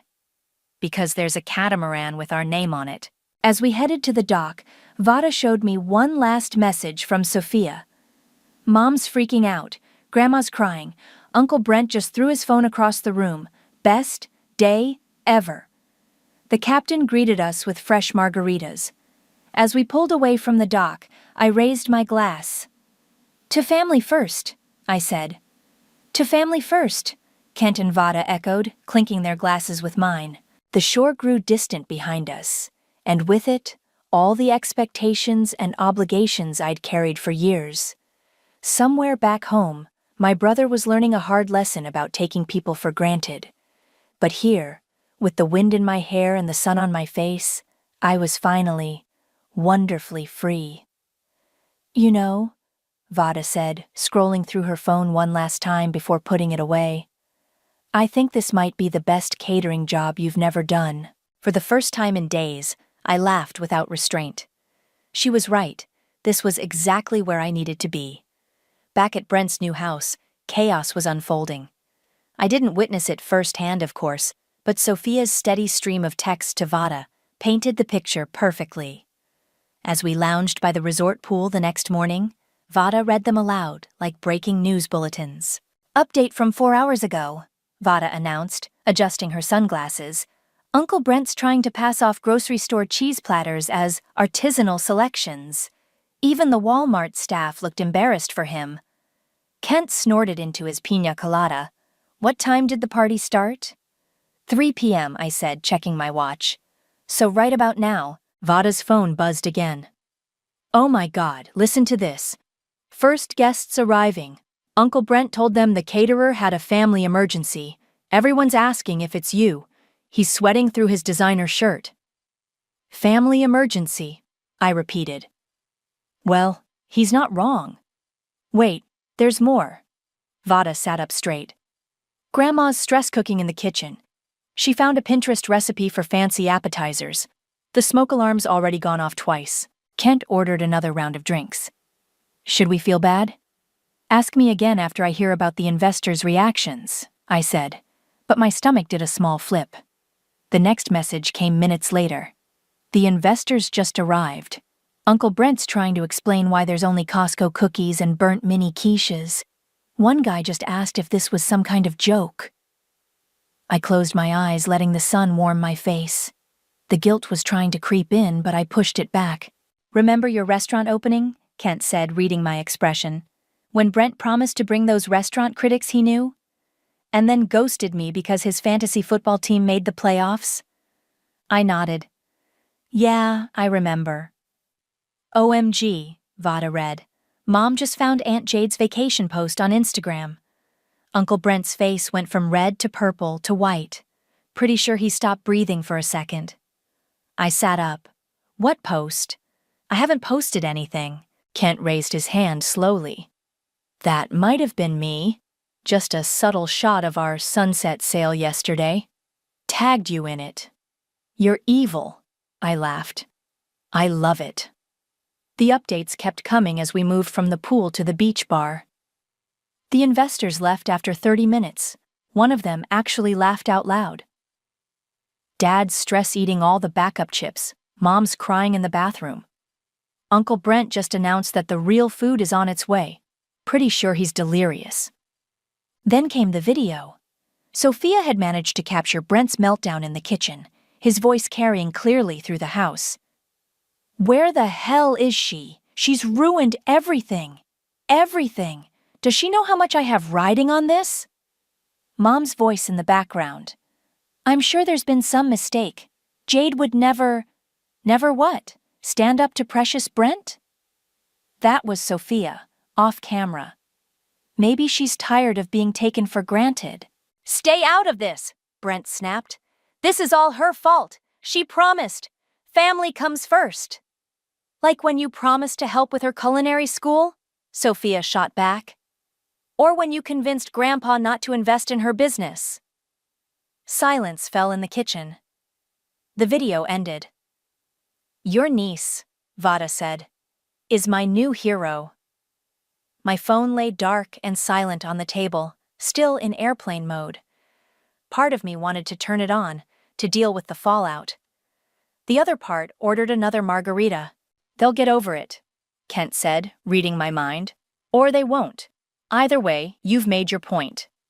Vada's phone chimed with the final update of the day. Party's over. Most guests left within an hour. Uncle Brent's locked himself in his study. But get this. 3 different people asked me for Aunt Jade's business card. Said anyone who could make Brent this crazy must be worth hiring. I couldn't help but laugh. So I'm getting bookings out of this? Karma, Vada said, raising her glass. Sweet, delicious karma. As the sun set over the ocean, painting the sky in brilliant oranges and pinks, I thought about Brent's perfect party in ruins. The guilt was there, yes, but so was something else. Relief. Pride, even. You know what the funny thing is, I said, watching the waves roll in? He probably still doesn't get it. He's probably sitting there thinking I did this to hurt him, not that this is the consequence of how he's treated me for years. Want to really blow his mind? Vada grinned, holding up her phone. Sophia says she found that old letter, the one about culinary school. She's thinking of showing it to your parents. I considered it for a moment, then shook my head. Let's save that bomb for when we get back. Right now, I just want to enjoy this moment. 2 moments. Kent raised his glass. 2 consequences, Vada added. To finally putting myself first, I finished, clinking my glass with theirs as the last rays of sun disappeared beneath the horizon. 2 days into our vacation, the story exploded online. I was sipping a morning coffee on our balcony when Vada burst into our room, her phone thrust forward like breaking news evidence. You've gone viral, she announced. Sophia posted about the party on TikTok. Kent appeared from the bathroom, toweling his hair. What? I grabbed her phone. The video started with a pan across Brent's empty food tables, set with elegant platters containing sad-looking supermarket snacks. Sophia's voice narrated, When you're a rich, entitled uncle who expects your successful caterer sister to work for free and finds out she's done being the family doormat. Justice for Aunt Jade. Oh God, I groaned. How many views? 2 million and climbing, Vada said. The comments are gold. She wasn't wrong. People were sharing their own stories of entitled siblings, tagging it, Justice for Aunt Jade. Someone had even found my catering company's social media and started leaving 5-star reviews praising my backbone installation services. My phone, which I'd briefly turned on to check work emails, started buzzing with notifications. I quickly switched it back to airplane mode. That's not even the best part, Vada continued scrolling. Remember those investors? Turns out one of them is a major food critic. He posted about the disaster on his blog. She read aloud. In 15 years of reviewing events, I've never seen such a blatant display of entitled nepotism backfiring. Note to future hosts. Professional caterers are professionals for a reason. They deserve respect, compensation, and apparently, beach vacations. Kent whistled. Well, that's going to leave a mark. A knock at our door revealed the hotel manager. Ms. Jade, there's a situation requiring your attention. My heart sank. My family? No, ma'am. Your business Instagram account has gained 50,000 followers overnight. Our social media team thought you should know. Several major magazines are requesting interviews. I sat down hard on the bed. Interviews? Yes, about standing up to toxic family dynamics in business. They're calling you an inspiration. Vada squealed. Girl, you're a movement. The manager handed me a tablet showing my company's social media. The comments section was flooded. Finally, someone showing that family first goes both ways. Booking this queen for my wedding ASAP. Can you cater my divorce party? I'll pay triple. This is insane, I muttered. Another notification popped up. A message from Mom. Despite my better judgment, I opened it. Your father's disappointed. Brent's reputation is ruined. Please come home and fix this.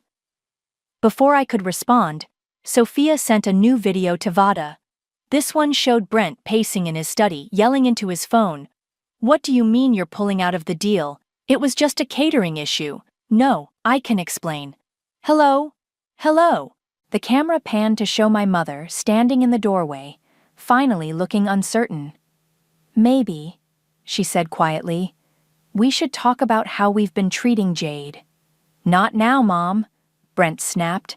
I'm losing everything because of her little tantrum. Exactly. My mother's voice grew stronger. You're losing everything because you took her for granted. Because we all did. The video ended there. I looked up to find Kent and Vada watching me carefully. You okay? Kent asked. I don't know, I admitted. This wasn't supposed to get so big. But it needed to, Vada said firmly. Look at your mom finally getting it. Sometimes it takes a public wake-up call. My phone buzzed again. Dad this time. Princess, we need to talk. About that letter. About everything. The hotel manager cleared his throat. Should I tell the magazines you're unavailable? I thought about years of swallowed resentment, of canceled plans and broken promises, of being the reliable one, the responsible one, the one who always gave in. Then I thought about my mother's words in that video. No, I said. Tell them I'll do the interviews, but not until next week, when I'm back home. And your family? Kent asked. They can wait too. I'm done dropping everything for emergencies that aren't really emergencies. Vada's phone chimed with one final update from Sophia. Grandma found the letter. She's crying again, but different this time. Thinks she finally sees what's been happening. P.S. Got 3 more bookings for you. You're welcome. I walked to the balcony, looking out at the perfect beach day ahead. Behind me, I could hear Vada reading more viral comments, Kent ordering breakfast, the world shifting in unexpected ways. You know what? I turned back to them.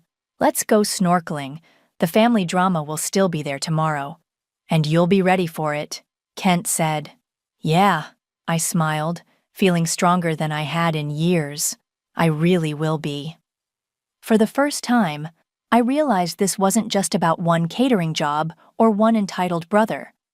This was about setting boundaries, demanding respect, and finally, putting myself first. And apparently, 2 million people agreed with me. They want to video call, I announced, staring at my mother's text message. We were on our last full day in Mexico, lounging at the private beach cabana I'd splurged on with my suddenly booming catering deposits. Vada lowered her magazine. Are you ready for that? No, I admitted, but I don't think I'll ever be. Kent squeezed my hand. We're right here. I took a deep breath and hit accept on the call. My parents' faces filled the screen, with Brent lurking in the background of what looked like their living room. Jade? Mom started, then stopped, taking in my beachy surroundings. You look relaxed. Amazing what happens when you take a real vacation instead of catering other people's parties. Brent stepped forward. Is this a joke to you? Do you have any idea what you've done? Brent, Dad warned, but I was already sitting up straighter. What I've done? Let's talk about what you've done. Sophia, show them. The camera panned to reveal Sophia sitting quietly in the corner. She pulled out the old letter and began reading. Dear Jade, I promise when I make it big. That's not fair, Brent interrupted. I was a kid. You were 18, I shot back. I was 15, and you knew exactly what you were promising. I couldn't afford. You bought a Porsche instead, And now you have $1 million house but you can't pay your sister's catering rates? Mom's face crumpled. We didn't know about the letter. There's a lot you didn't know, Mom, or chose not to see. That's why we're calling, Dad said quietly. We need to talk, really talk. I glanced at Kent and Vada, who both nodded encouragingly. Okay, I said, let's talk. First, Mom began, we saw the media coverage. Your father and I, we had no idea how much pressure we put on you. While giving Brent a free pass on everything, Sophia added from her corner. Sophia, Brent snapped. No, she's right, Dad cut in. We've been unfair. And reading those comments online, seeing how many people related to your situation, it opened our eyes. My investors pulled out, Brent said flatly. My reputation's ruined. Your reputation? I laughed. My reputation was on the line every time you demanded free catering. One bad event could have tanked my business. Did you ever think about that? Silence fell.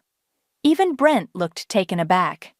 The thing is, I continued, surprising myself with how steady my voice was, I'm actually grateful this happened. My business has tripled in bookings. People respect someone who stands up for themselves. We respect you, Mom said softly. We should have said it sooner. Actions, Mom, not words. Dad cleared his throat. That's why I've reconsidered your business expansion proposal. If you're still interested, I'm not, I said firmly. I've had other investors reach out, people who believe in me without needing a viral video to prove my worth. More silence. Brent sat down heavily. So that's it? He asked. You're just done with family? No, I said. I'm done with being taken advantage of by family. There's a difference. We want to make this right, Mom pleaded. Tell us how. I looked at Kent, who gave me an encouraging nod. First, Brent apologizes. Not just for the party, but for years of broken promises and manipulation. Second, we establish boundaries. My business is my business. I'll offer family discounts when I choose to, not when they're demanded. Mom nodded eagerly. Of course, honey. And third, I paused, we start fresh. Equal footing. No more golden child, no more reliable doormat, just family, supporting each other equally. I can't believe you're making demands after what you did to me, Brent started, but Dad cut him off. Enough. Your sister is right, and you know it. Brent's face reddened, but he stayed quiet. So, I said, those are my terms. Take them or leave them. Mom wiped her eyes. We take them, right, Brent? All eyes turned to my brother. He looked around the room, then at the letter still in Sophia's hands, and finally at me on the screen. I'm sorry, he said quietly. I really am, for everything. It's a start, I replied. When do you come home? Dad asked. Tomorrow, but I have interviews scheduled all week. Interviews? Good Morning America wants to talk about toxic family dynamics in small businesses, Vada chimed in cheerfully. She's going to be famous. Brent winced. Mom looked worried. But Dad actually smiled. That's my girl, he said, standing up for herself at last.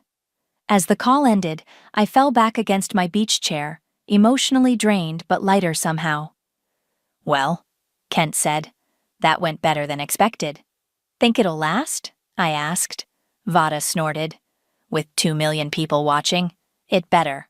I looked out at the ocean, at my last sunset in paradise. Tomorrow I'd head home to face whatever came next. But for the first time in my life, I'd be facing it on my own terms. One more margarita? Kent suggested. Make it a double, I smiled. We're celebrating boundaries. The morning show lights were blinding as I sat across from the host, trying not to fidget with my microphone. My first national TV interview, and my family was watching. So Jade, the host began, your story has resonated with millions. Tell us what made you finally take that stand. Before I could answer, a commotion erupted off stage. My brother's voice carried clearly. I need to speak to my sister. The host's eyes widened. Security moved to intercept Brent, but I held up my hand. It's okay. Let him through. Brent stormed onto the set, his tie askew, looking like he hadn't slept. The cameras swiveled to capture every moment. You can't do this interview, he said. You can't tell everyone our family business. Sir, the host started, but I cut her off. Why not, Brent? Scared people will learn the truth? What truth? That you abandoned your family? That you manipulated me for years? I stood up. That you convinced Dad not to invest in my business by lying about your crypto scheme? The studio fell silent. Even the cameramen seemed to hold their breath. I didn't. Brent's face paled. How did you... Sophia found the emails, I said quietly. The ones where you told Dad my business was failing, that I was too emotional to handle an investment. All while you were pushing your crypto scam. It wasn't a scam, he protested, but his voice cracked. Really? Because Dad lost $60,000. Money that could have helped expand my catering business. Money that could have helped our family actually grow instead of just feeding your ego. The host leaned forward. This is an unexpected turn. Sir, would you like to respond to these allegations? Brent looked at the cameras as if seeing them for the first time. His carefully crafted image was crumbling on national television. I was trying to protect Dad's investment, he stammered. Your business was small, and I had a better plan, I finished. Like all your better plans? Like promising to help with culinary school, then buying a luxury car instead? That was 15 years ago. And you've been making promises and breaking them ever since. The only difference now is that people are finally seeing it. Movement in the wings caught my eye. Mom and Dad had arrived with Sophia beside them. Dad's face was ashen as he held up his phone, presumably showing those damning emails. Is this true? He asked Brent. Did you really say these things about your sister's business? Brent's shoulders sagged. Dad, I can explain. Explain what? Mom stepped forward. How you sabotaged your sister.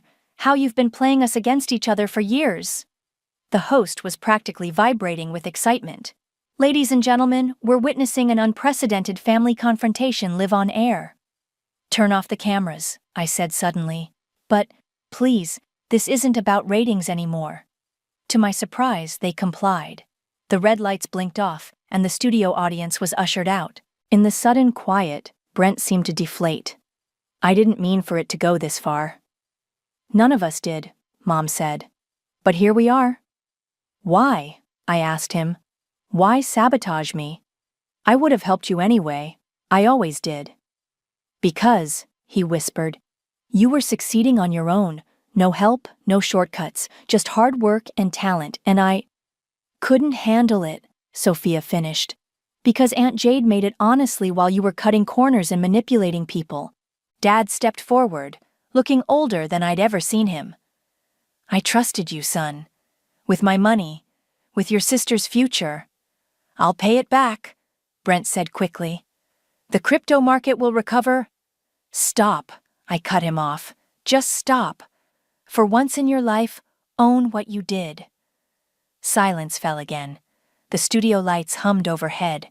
Finally, Brent spoke, his voice small.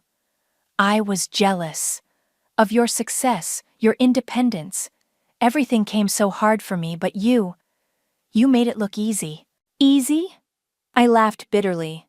I worked 18-hour days. I built my business client by client while catering your free events.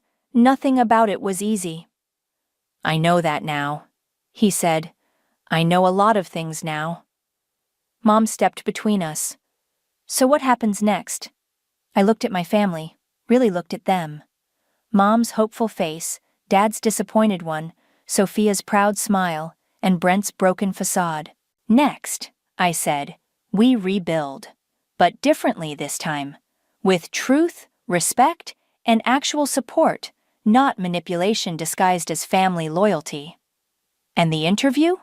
The host asked from the sidelines. I smiled. I think we just gave you something better than the original story. How about we tell the truth, all of it, about family, forgiveness, and finally facing the real issues?" Brent looked up. "All of it?" "All of it," I confirmed. "It's time to stop pretending." The cameras rolled again, but this time we told the real story, not just of one catering disaster, but of a family finally confronting years of hidden truths. The autumn breeze carried the scent of my newest creation, rosemary and fig tartlets, through the open windows of my expanded kitchen. My newly hired sous chef was plating appetizers while I reviewed the final details for tonight's event. The doorbell rang. I knew who it was before opening it. "I brought wine," Brent said, holding up a bottle. Not the expensive show-off kind he used to bring, but a modest local vintage I actually liked. "Come in. I'm just finishing up." He followed me to the kitchen, taking in the new equipment and expanded workspace that Dad's recovered investment had helped fund. "Big event tonight?" he asked, watching the staff work. "Just a small family gathering," I smiled. "About 60 people." "Ah." He fidgeted with the wine bottle. "Listen, I can pay—" "It's on the house," I said, "because I want to, not because you expect it." He nodded, understanding the difference now. My phone buzzed, a text from Sophia. "Got the table set up at Uncle Brent's. The irony of having your housewarming redo at his place is chef's kiss." "Nervous?" I asked him. "Terrified," he admitted. "First time hosting since, you know." "The disaster that launched 1,000 TikToks?" He actually laughed. "Something like that." The kitchen door swung open as Kent arrived with Mom and Dad. "Everything smells amazing, honey," Mom said, then hesitated. "Are you sure you want to cater this? After everything?" "Mom," I handed her a sample tartlet. "I'm not catering. I'm cooking for family. There's a difference." Dad examined the new industrial oven he'd helped finance. "Business looks good." "It is. That interview changed everything. Turns out people respect honesty more than perfect facades." Brent winced slightly. The interview had gone viral, our family's raw confrontation resonating even more than the original story. But it had also opened doors for healing, for change, for real conversations. Speaking of honesty, Brent pulled out an envelope. "I got my first real investor meeting next week. A legitimate business plan this time. Would you look it over?" I took the envelope. "You're asking my opinion? Openly? In front of witnesses?" "I'm trying this new thing called respecting my sister's expertise." "Well," I pretended to consider it, "I do have some experience with successful business launches." "And dealing with difficult family members," Kent added, dodging my playful swat. Vada burst through the door, waving her phone. "You're trending again." "What now?" I groaned. "Someone shared your story in a business leadership forum. You're being called the face of healthy boundaries in family businesses." "Great," I sighed. "More interviews?" "Actually," Dad spoke up, "I was thinking of doing some interviews myself, about learning to treat your children equally, about really listening." Mom squeezed his hand. "We both have a lot to share about that." The kitchen timer chimed. As I pulled out the last batch of appetizers, I caught Brent studying me. "What?" "Just remembering that old letter," he said. "I promised to help with culinary school, but you did it all on your own. Built something amazing." "Not entirely on my own," I corrected, looking around at my family. "I had support when I finally demanded it." "Ready to head to my place?" Brent asked. "I promise the food will actually show up this time." Everyone laughed, the old tension dissolving into something lighter, more genuine. As we loaded the cars, Sophia pulled me aside. "You know what's weird? Everything's better since it all fell apart. Like we needed to break to fix things properly." "Sometimes you do," I agreed. "Speaking of which, how's that culinary school application coming?" She beamed. "Sent it in yesterday. Think I could intern here while studying?" "Nepotism?" I raised an eyebrow. No, she said firmly. I want to earn it, like you did. At Brent's house, guests were already arriving, real friends this time, not just business connections. The tables Sophia had set looked beautiful, laden with food made with love rather than obligation. Brent clinked his glass for attention. Before everyone starts eating, I want to say something. He turned to me. Thank you, sis. Not for the food, though it looks amazing, but for having the courage to break our toxic patterns, for showing me what real success looks like. And real family, Mom added. I looked around at my expanded kitchen staff serving alongside my actual family, at the genuine smiles replacing forced ones, at the boundaries now marked with respect instead of resentment. To new beginnings, I raised my glass. And to family, the kind we choose to be, not the kind we pretend to be. The glasses clinked, the food was shared, and for the first time in forever, every smile in the room was real, including mine. This time, when family came first, it came first for all of us.